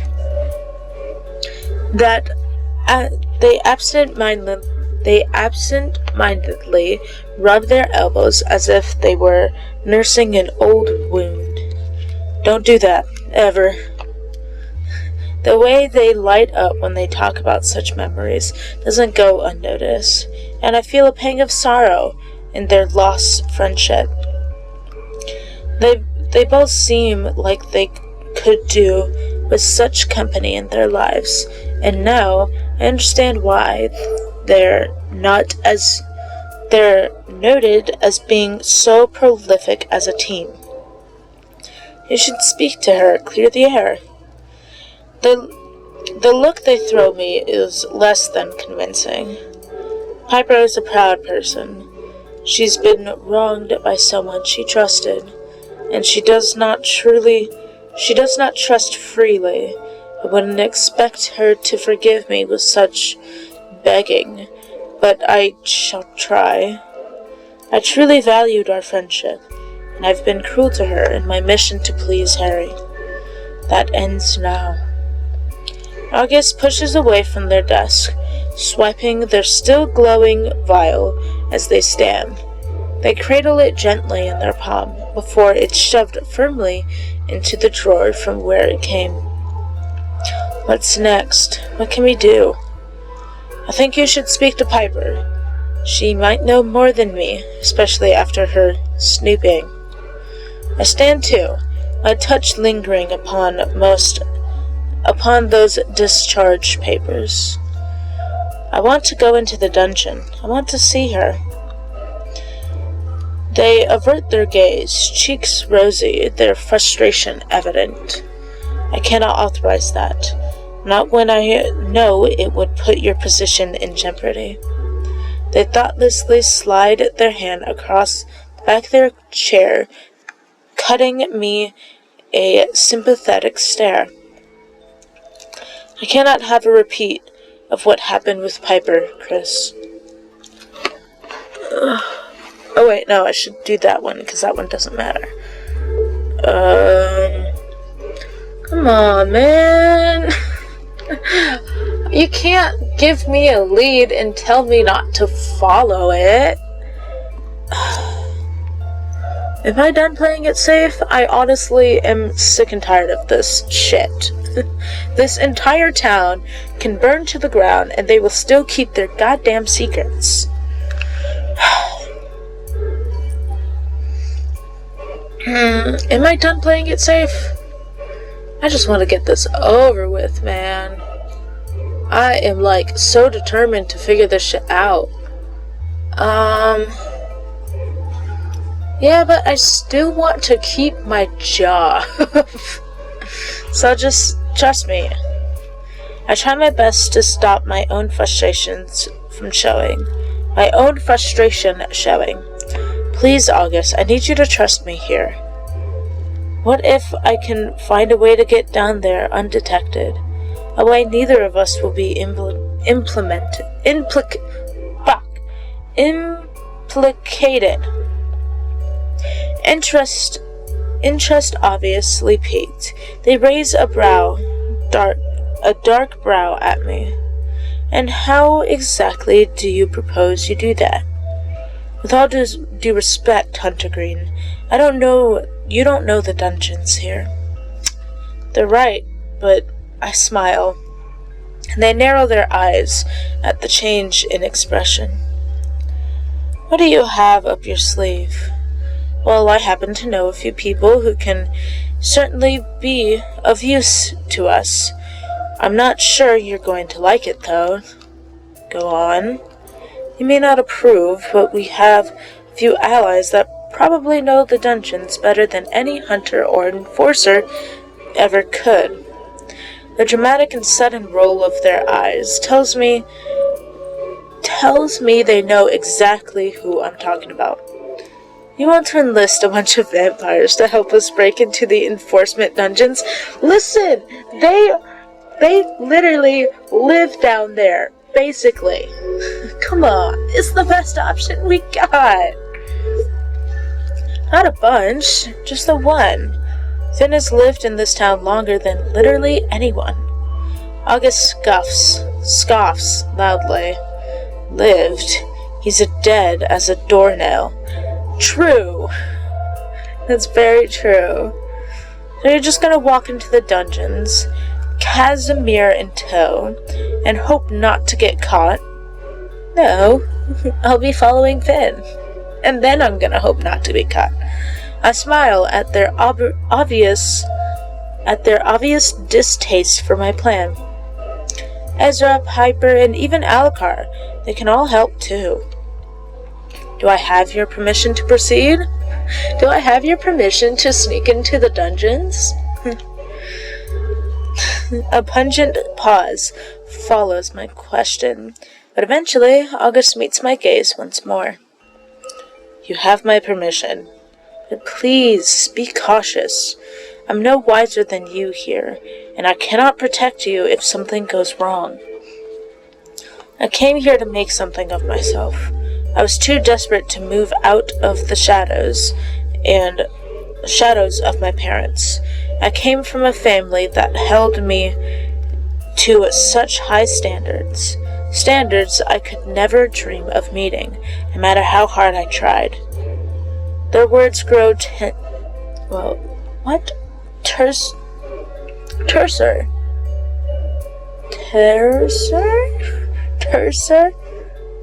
Teaser? Caesar salad. Brutus! The words grow tesser as the seconds passed, unraveling gradually. I don't want this to be my legacy. I want to make the world a better place, not a scarier one. Yawn. I gather that August has suffered through much frustration, and life has weathered them to the bone. They quickly gather themselves. I won't let you down. I don't doubt that, actually. No, that's sweet. Damn mouse. I head back to my room at the Wolf to clear my head and try to figure out my hastily concocted plan a little more thoughtfully. I stay up, pounding the fact that we still haven't been given the name of the latest victim, and I wonder if Harry is keeping it from me for a reason. After my conversation with August, everything feels wrong. A quick, sharp pain rises in my temples. I feel a familiar presence lurking. Why is James bothering me? Is he just following me? God. Despite that, it would appear that no voices will visit me tonight. What the hell? You can't fuck me up and then not talk to me, bro. Come on. Because apparently nothing is sacred in this town. I managed to coax Piper's address out of Edna with very little persuasion. I head across the street, unsurprised that she lives close to the tavern, and as far away from headquarters as possible.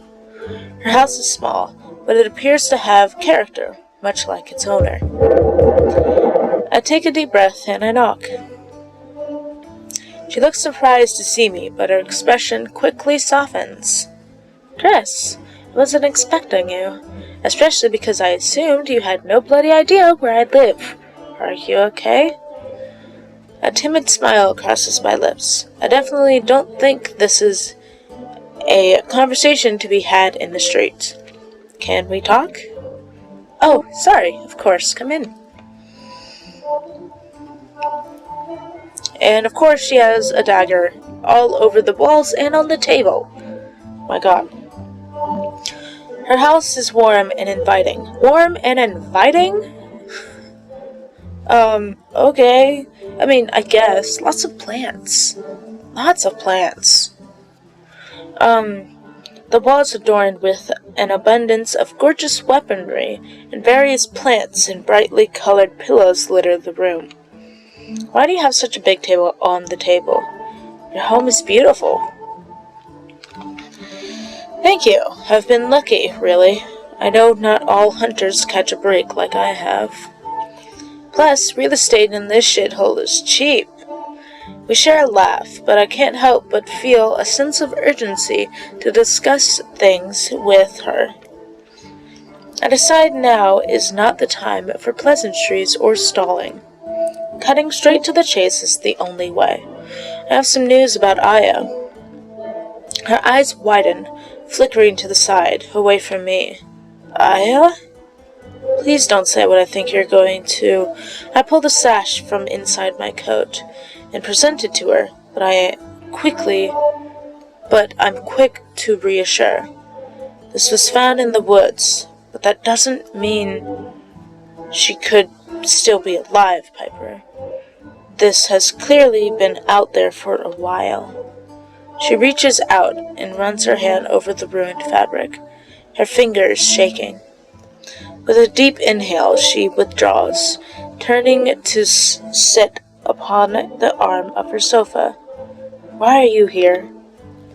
She looks so sad, like she's only thinking the worst. I don't blame her. I can't imagine how frustrated she must feel with the hand she's been dealt. That was quite loud. I wanted you to know that I spoke to August last night. They were quite honest with me about everything, really. Oh, they were? I suppose they told you why I was demoted. I acted without rational thought. I was so angry. I offered her a smile, trying to catch her gaze.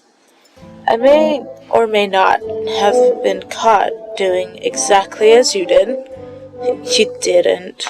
I nod, feeling a little smug now the fear of being reprimanded by my enforcer has dissipated. I broke into Augustus Wilhelm's office and lived to tell the tale. Fucking brilliant. You've got guts, I'll give you that. I shrug, brushing it off. I'm grateful that the mood has shifted to something that feels a little lighter. August forgets how everything happened. They seem wistful. I think they miss your friendship. She frowns deeply, fiddling with the edge of her tunic. They hurt me. I think it'll take me a while to get over that. It wasn't even about the punishment. It was that they didn't believe me. You worked with someone for all that time, but when it came down to it, they thought I'd gone mad. Why would I make up such a thing? Everyone jokes about us and our instincts, but they don't understand. When we feel something, we really feel it, Of course I know. I am a hunter as well. I nod because I do know. Whatever lies within us that grants us our abilities is something we cannot shake or ignore. If we sense someone is in pain or they're scared, we feel it in kind. If we love fully. If we can feel that something feels off, it usually is. They employ us to do what we do for a reason. I wish they'd have a better understanding of what or how we feel. She scoffs a quiet laugh, rolling her eyes, and offering me, a small smile. Why is that? What? I'm ignoring that. If only. If August wishes to make amends, I welcome their apology, but it will take me a while to trust them again. I was humiliated and betrayed by one of my only friends. They've got some begging to do. Not now that I'd like to see. Shit, me too. I'll get you a front row seat if it ever happens, alright? Deal. No, I have a proposition. Oh? No, we're doing that one. We're going into the dungeons. I want to go into the dungeons. She stares at me, blank, expressionless. You fucking what? You absolutely mad? Fancying a demotion too, are you? Well, let me tell you, it's not all it's cracked up to be. I throw her a look, and she smirks. You're serious, then? Well, Chris, I'm impressed. So, come on, then, what's the plan? I'm still putting the pieces together. You inspired me, though. Good to know some good comes out of my suffering, I suppose. Do you have any tips? Any kinks you encountered on your journey? The fact that I didn't even get to the door would indicate that I failed pretty miserably, wouldn't you say? There are wards, there are guards. It's pretty impossible, unless...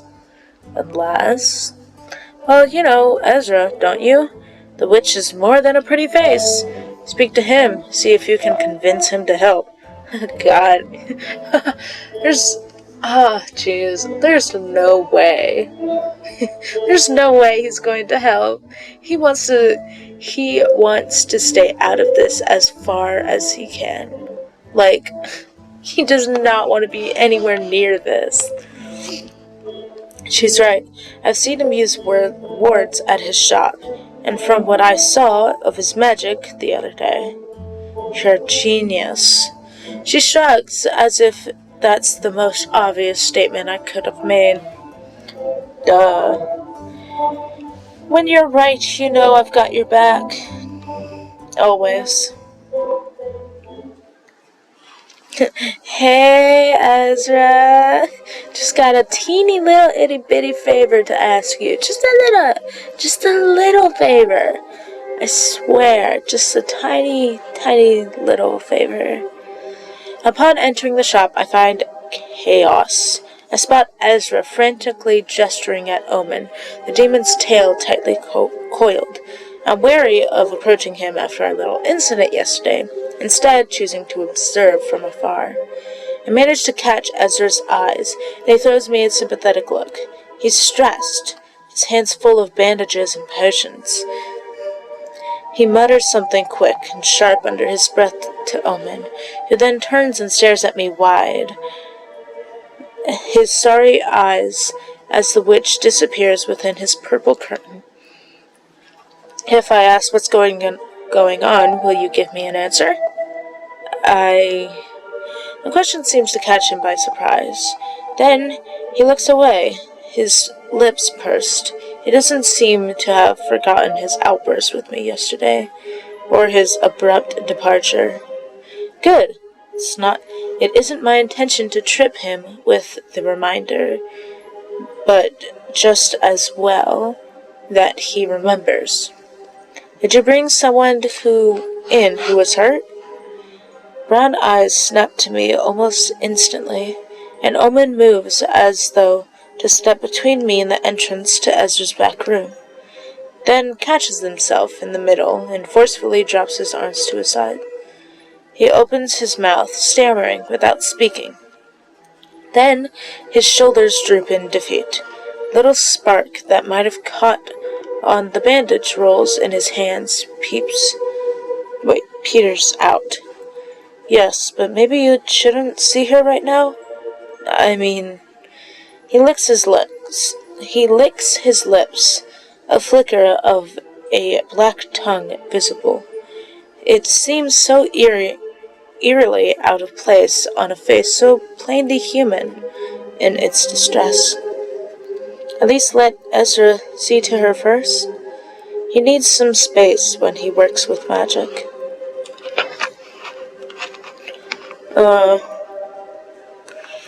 Then we have time for you to tell me? What? No. He had bandages, right? Are you hurt? Omen blinks at me for a moment, uncomprehending. Had he thought that he might be the one who is hurt, not crossed his mind at all? Then, evidently, no, not. His mind grows round as he blushes, looking away and shaking his head. But then he smiles and holds the medical supplies closer. I'm fine. It's her I'm worried about. Of course, the guest. I glance at the door leading to the back, and after a moment of concentration... Ow, I bit my tongue. And after a moment of concentration, I can pick up on it too. A hint of power.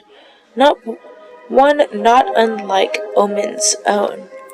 Another demon. The sound is becoming a little too crowded, isn't it? I decide to keep my faith in Omen for now. However, and smile at him reassuringly as I can. I'm sure she will be all right. Ezra's tending to her after all. At the reminder, Omen visibly relaxes. Yeah, you're right. Of course, he's good at this. He took care of me when I came here. I know, I read the Codex. Sorry. His words peter out. Omen looks down at his arms, then at the wall, then at me, pensively. His tail lashes back and forth, his body tense, and for one dangerous moment, I wonder what he'll do. But my hand stays off my weapon this time. In his... What? Burgeoning power. What? Burgeoning power stays contained within that slim, fleshy guise. We look at each other until I feel we come to a silent understanding. Omen sighs, his shoulders falling. Hunter Green, I owe you an explanation. I think I owe you the truth. It's about time. He fidgets, looking anywhere but me, before steeling himself and meeting my eyes. I relax my stance as much as I can, encouraging not to use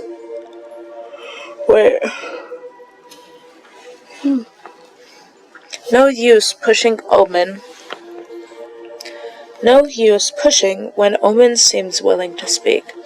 And I'm glad to hear that I may finally be getting answers.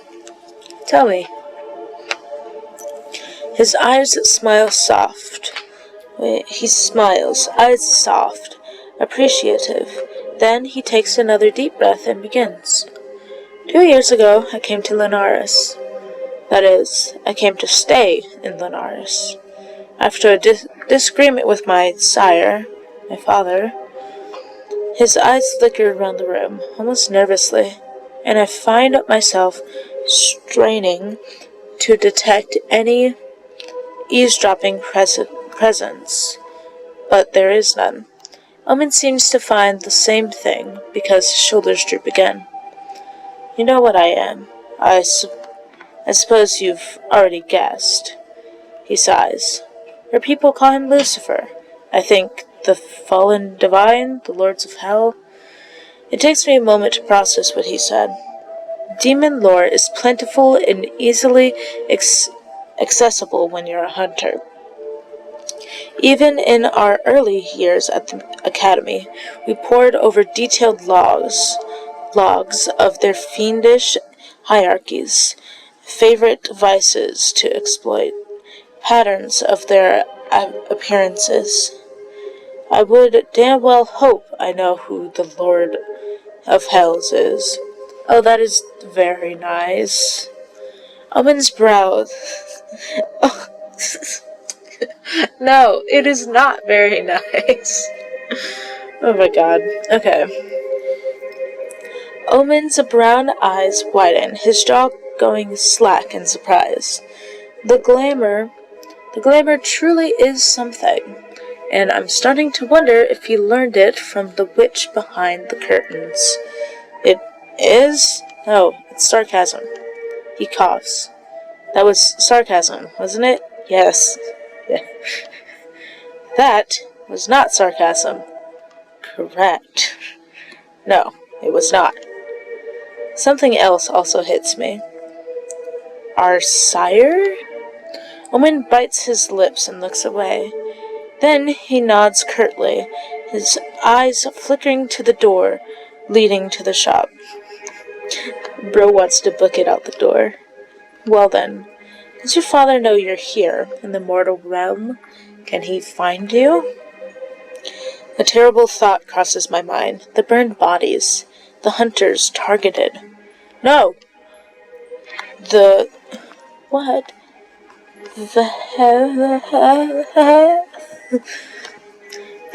The vehement of his dental is startling. I quickly hold up my hands for peace, but Omen isn't paying attention. He's shaking his head vigorously, trembling. No, it can't be him. Him or any of his minions. I would have known. I would have stopped them. His brown eyes are glowing with fire as he stares at me pleadingly.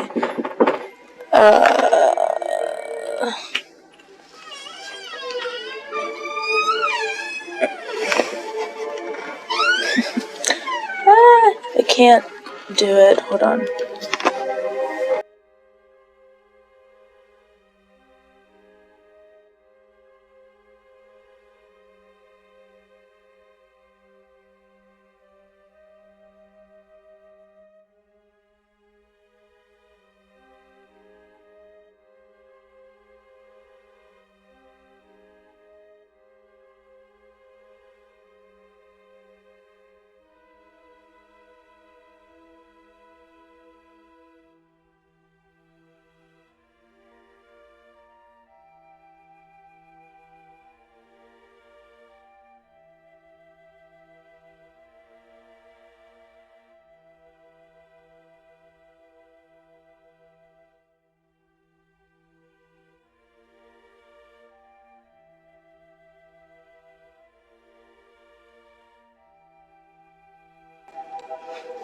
My dad gave me a nightlight.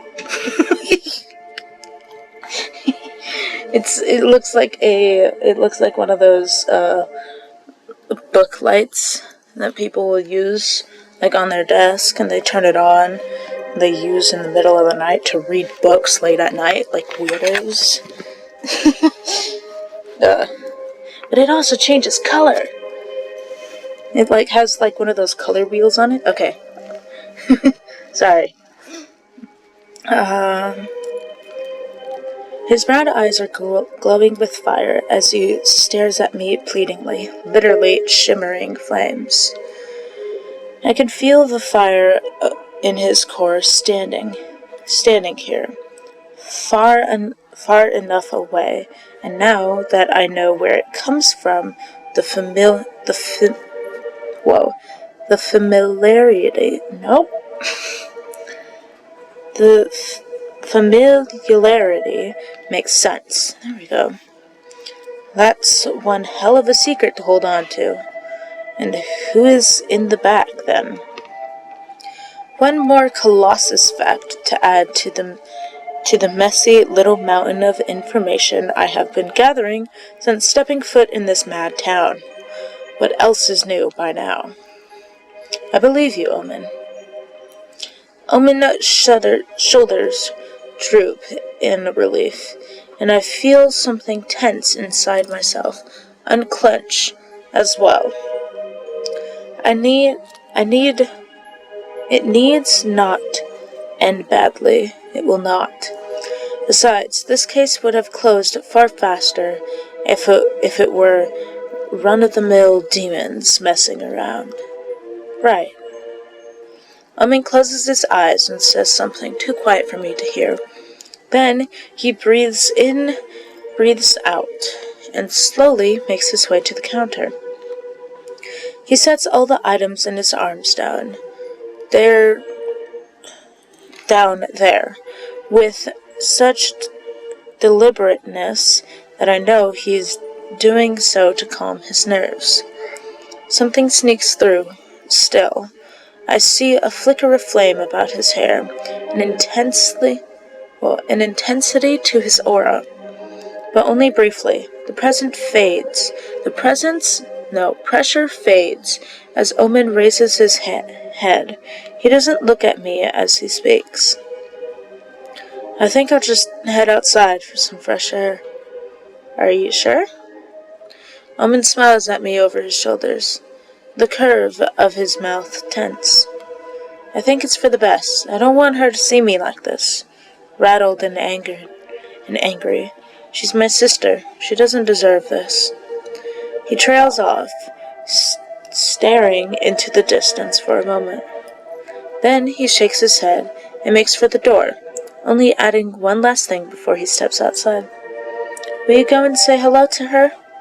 I'm sure Elena will find you quite lovely.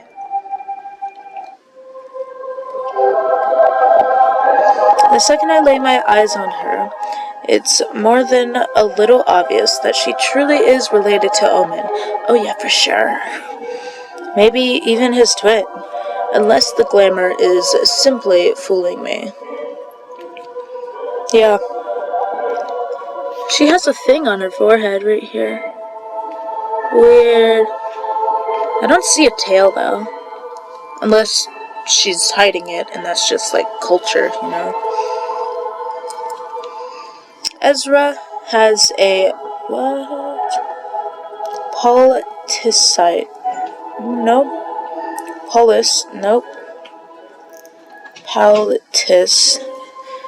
Has a palatus carefully pressed to her dainty hand.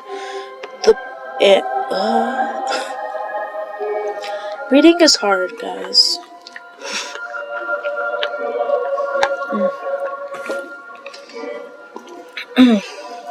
Dainty hand. A pile of gauze covered in a thick black ichor discarded upon the counter by his side. She blinks at me once, twice. Her eyes are big and brown, and every bit as earnest as Omen's. Hello. Her voice is disarmingly sweet, almost musical, even. I smile at her politely, looking to Ezra for a little guidance. Elaine, this is Chris. Chris, this is Elaine, Omen's twin sister. Haha! It is a twin. I was so right. Not me, though. Chris was. Ah, yes. I assume Ezra was just as unaware of her existence as I am. But he's polite enough to stay calm and focused, as friendly and as hospitable as ever. It's nice to meet you, Elaine. Oh, you too. Elaine narrows her eyes at me for a brief moment, shaking her head. She looks terrified. She addresses Ezra, but she certainly keeps her eyes on me, on my weapon. Where is Morris? I look at Ezra, my confusion quite evident. Morris? Ah, yes, that. Her face lights up when I say his name, but I gather that she doesn't fully understand my trepidation. Ezra turns to address the demon, patting her hand gently. He's just outside. You're all healed up, but I do think you should go and see your brother now. Okay, yes, I should. Ezra releases her, throwing me a sorry look over his shoulder as he turns to quickly dispose of the mess of medical supplies. It was lovely to meet you, Chris. Her demeanor is delightful, and I'm still slowly processing exactly what her brother just told me. Yes, you too. She glances at me briefly, shyly averting her gaze, turning to meekly part the curtains that lead to the shop, into the shop. Oh my god, it's him! The second she's gone, a tall, pale figure bursts through the back door. Oh my god! He looks shocked to see me, but quickly recovers. I've been wanting to talk to you alone. I am so happy. Is she healed? She's fine, and she's with her brother. I suggest you give them space for the time being. Ezra's words are final and somewhat stern, and Amoris quickly wilts under his vibrant green gaze, his eyes still lightly glowing from whatever magic he's just performed. I don't really know how to unpack all of this. What happened to her, and why are you so desperate to be by her side? He stares longingly at the curtain, Elaine's voice quiet on the other side. Then I remember the note on the stoop of the Ibex, the little heart. Zeswa. Well, I'm courting her, you see? We're together. Oh my god, he's so... Oh, he's a baby. He's so nervously in love. That's so cute. Aww. She was attacked last night by it. The one that's been getting to your kind, I think. Ezra and I share a look, doing little to hide our shock. It, as in the creature? Amoris closes his eyes, sighing heavily, then he nods. Yes. If you need to tell us something, we can help. Elaine didn't need to get hurt. So if you know where the thing is... He looks at me, then back at Ezra, his throat bobbing as he swallows thickly. He's quite clearly battling with the idea of divulging any more information. I'm gonna encourage him, poor baby. Amoris, it's okay, you can trust us. We just want to help. He's right, no one will know what you tell us. We just want people to be safe. He sighs again, his shoulders sinking in defeat. I just want her to be safe. We can see you care for her a great deal, and we want that too. His ice blue eyes quickly flicker between each of us, and it's the most animated I've seen him. Why are you being nice to me? My sister and I... He trails off, almost looking right through me. If you have information about the creature, we need to know. People are dying, so I find it hard to hold your beliefs against you if you can offer assistance. Very well. Aurora has been sneaking out at night as of late. That's not exactly uncommon for her, but I believe she's doing more than satisfying her base baser urges. Urza looks away, covering a quiet cough with his hands. We don't have time to unpack all of that, but I'll store it away for later. What do you suspect? I suspect nothing. I know that she's feeding it, or something, at least. Feeding it? Mm-hmm. He seems unfazed, startlingly slow. She may seem cruel and cold, but Aurora has a good heart. She cares for the creatures and makes sure they're safe. Can I see Elena now? Can you maybe elaborate a little on that first? He shrugs, sighing again. It is what it is. I don't dictate to her what she can and cannot do. I find myself losing interest in our preachings. I just want to keep Elaine safe now. Ideally, we'll leave this wretched place for good, but her and Omen have only just returned. Would she be so quick to leave him? Maybe not.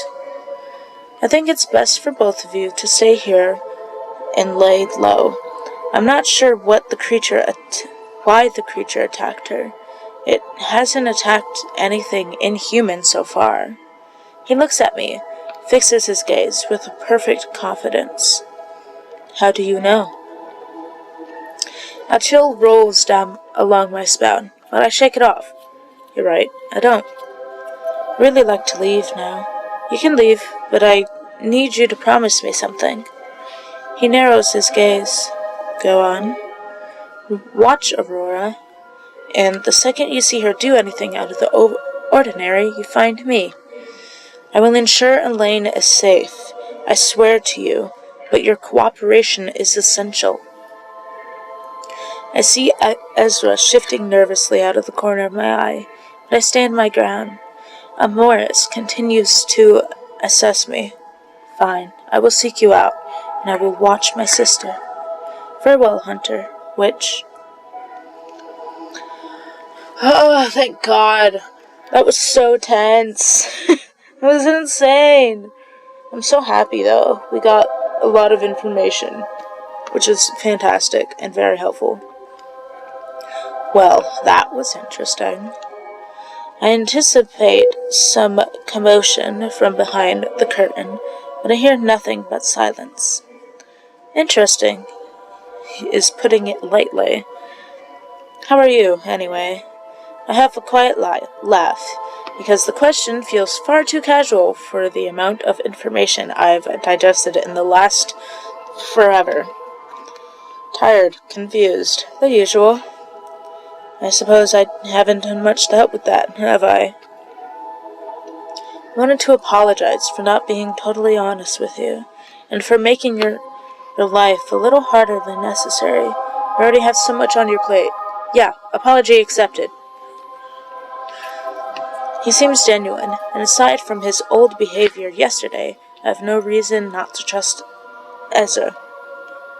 I spoke to August last night, and Piper this morning. They know about the sash. Fear flashes across his features, but I quickly reassure him. It's fine, Ezra. They're on our side. They want to help. Even Gus?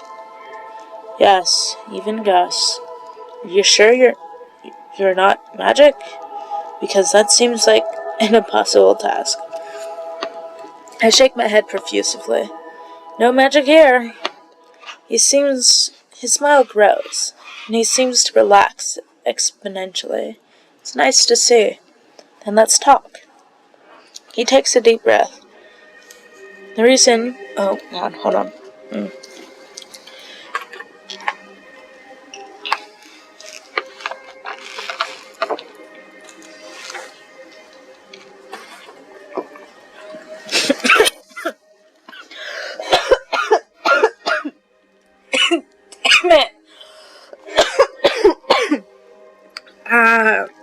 What's the point of water if it's just gonna hurt?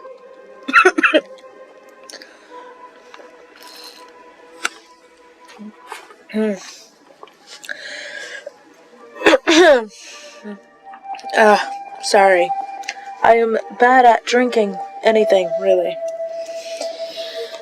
But water especially. Okay.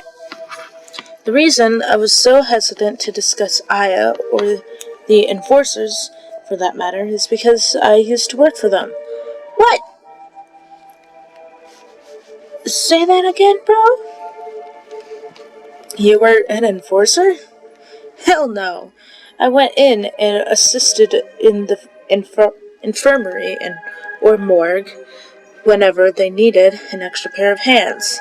Healers, good healers, are few and far between around here. It's what I always wanted to do, to apply my skills where most needed, helping those who dictate their lives to ensure our safety was an honor.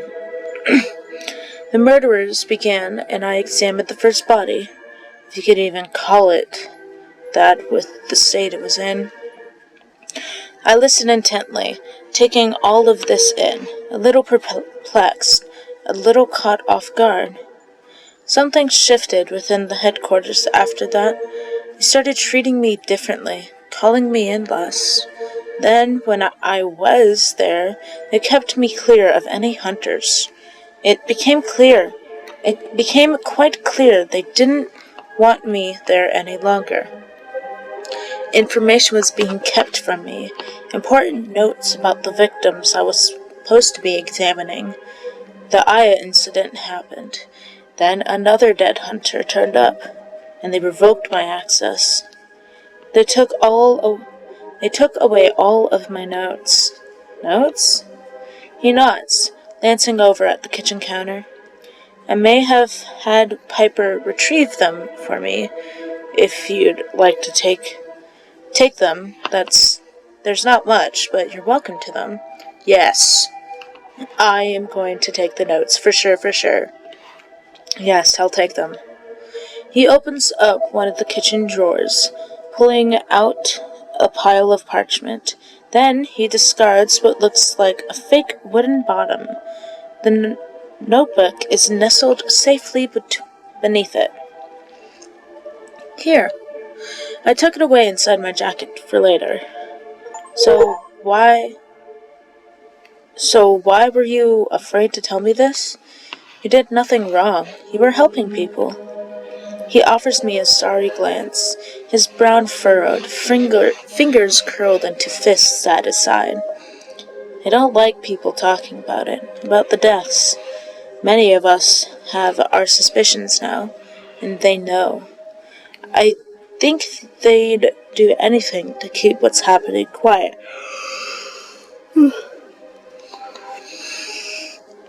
Like not telling me who the latest victim is. Exactly. I wasn't even sure if I could trust Gus, but I wanted to so badly that I pushed my apprehension aside. You were right to trust them. They're on our side. They're scared, too. Oh, Gus, I just want all of this to be over. What are we going to do?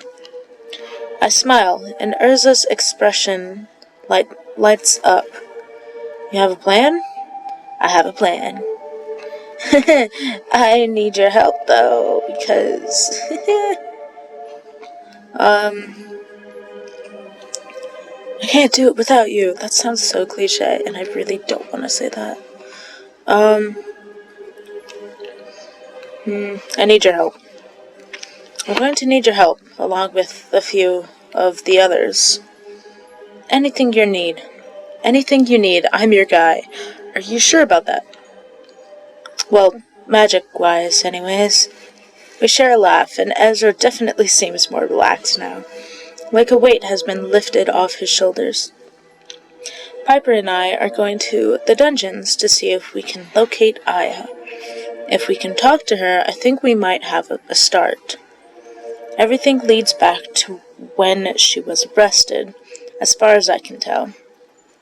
How on earth are you going to get down there without being caught? That's where you come in. It may involve you and August working together. Does Gus know about this little plan of yours? Yeah. I asked for his permission. I grimace, waving my hand in a so-so gesture. Partly? You're lucky I trust you, and I'm here for you. Just tell me when and where. Thank you, Ezra. Now, how can I find Finn? Why, Secret Passions, of course. You're in the right place. He bends down, kicking aside a colorful rug to reveal that hidden hatch.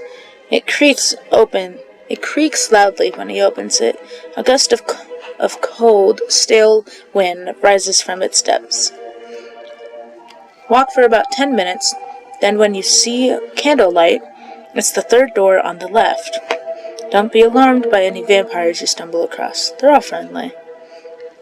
I nod, taking a deep breath. I lowered myself into the hatch, gazing up at him with a smile. See you around. Yay. I love dark and dusty corridors. They're my favorite. The incessant drip, drip, drip of water guides me forward toward the darkness. The stench of damp and decay fills my nostrils as I sink deeper into the corridors of the catacombs. The pitch black path is long and winding, and the only sound I can hear is the tap of my boots on the wet stone. Eventually, I see candlelight flickering ahead, and it would appear that I've finally found life. Well, kind of. I remember to look for the third door on the left, just as Ezra instructed, but as I approach, I find it wide open. God damn, this looks nice. You see this? You see this? That's nice. That's really nice. I love that. Oh god, everything looks so pretty. Even the books match. I peek inside, and at the stark contrast between the literal tomb outside and what I find in what is most definitely Finn's quarters is astonishing. Before I get a chance to take the view, a cold breeze brushes past me, ruffling my hair and sending goose flesh prickling across my skin. A small, darkly clad girl appears before me in a flash, her eyes the brightest crimson as they bore into me. She stands with her head tilted, and a toothy grin crossing dark lips. Are you lost, human? She stares me down, wide-eyed and quite clearly trying to intimidate me, but she seems playful. I'm here to see Finn. She relaxes at the sound of his name, and her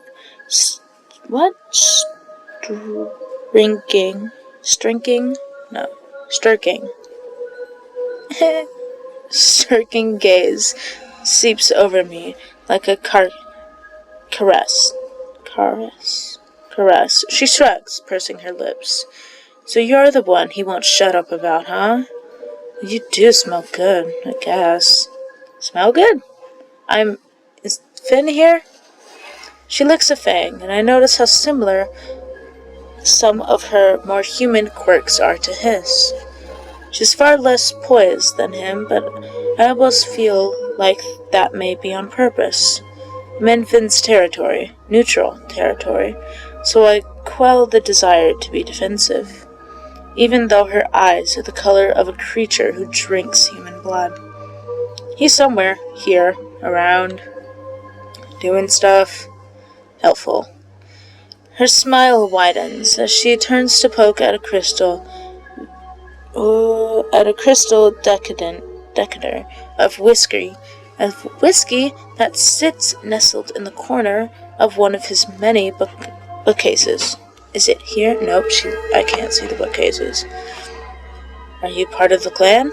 A quick nod, almost too quick to catch. I am. She pours the rich amber liquid into a glass, swirls it, sniffs it, with a dramatic grimace, as she sets it aside, untouched. Her nose is still crinkled and barely this disguised disgust when she looks at me again. Sorry, there was a lot of D's in there, and it was just hard for my brain to comprehend. I wish that thing that you're looking for would stop killing hunters, because that means that more of your type will come. Then, more enforcers, which is the last thing we need in this shitty town. Amen. Yes, I hear footsteps, loud ones, that echo off the stonework in the hallway. Chris! Finn! I finally found you. I didn't even have to get beat to a pulp.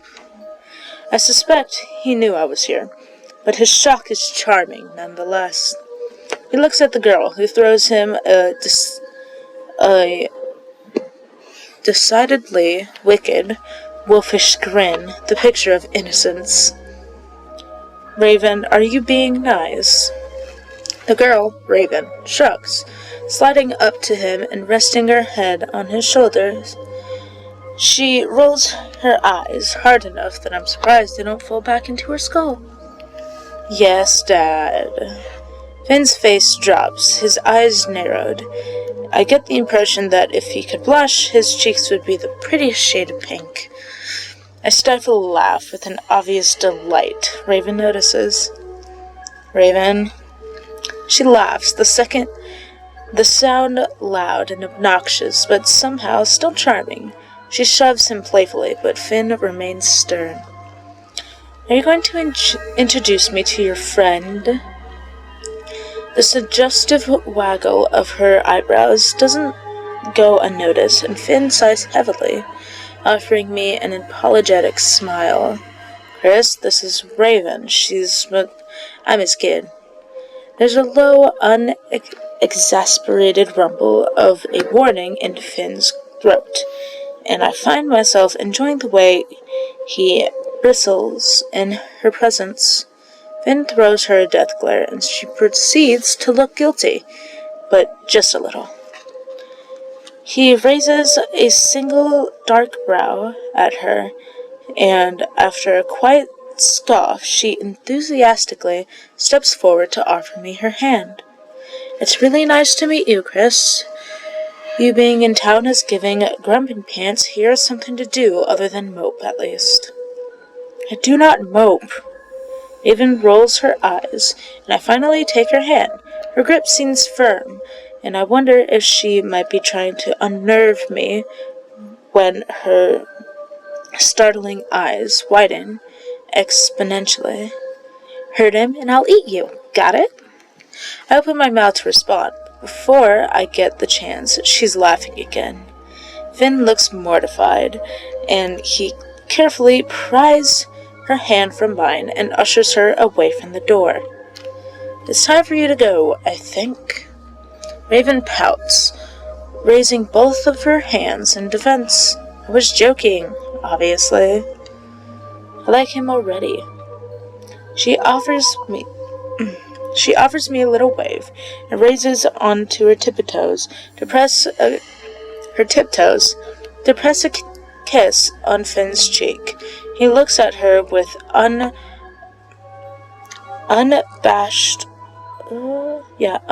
fondness, a small smile creeping onto his lips. Go, say hello to Lux for me, and be good. He runs his hair over her shorn scalp, and she swats at him playfully, scoffing something like a teenager would at an embarrassing parent. I'll do more than say hello. Bye, Chris. He gives another disapproving rumble.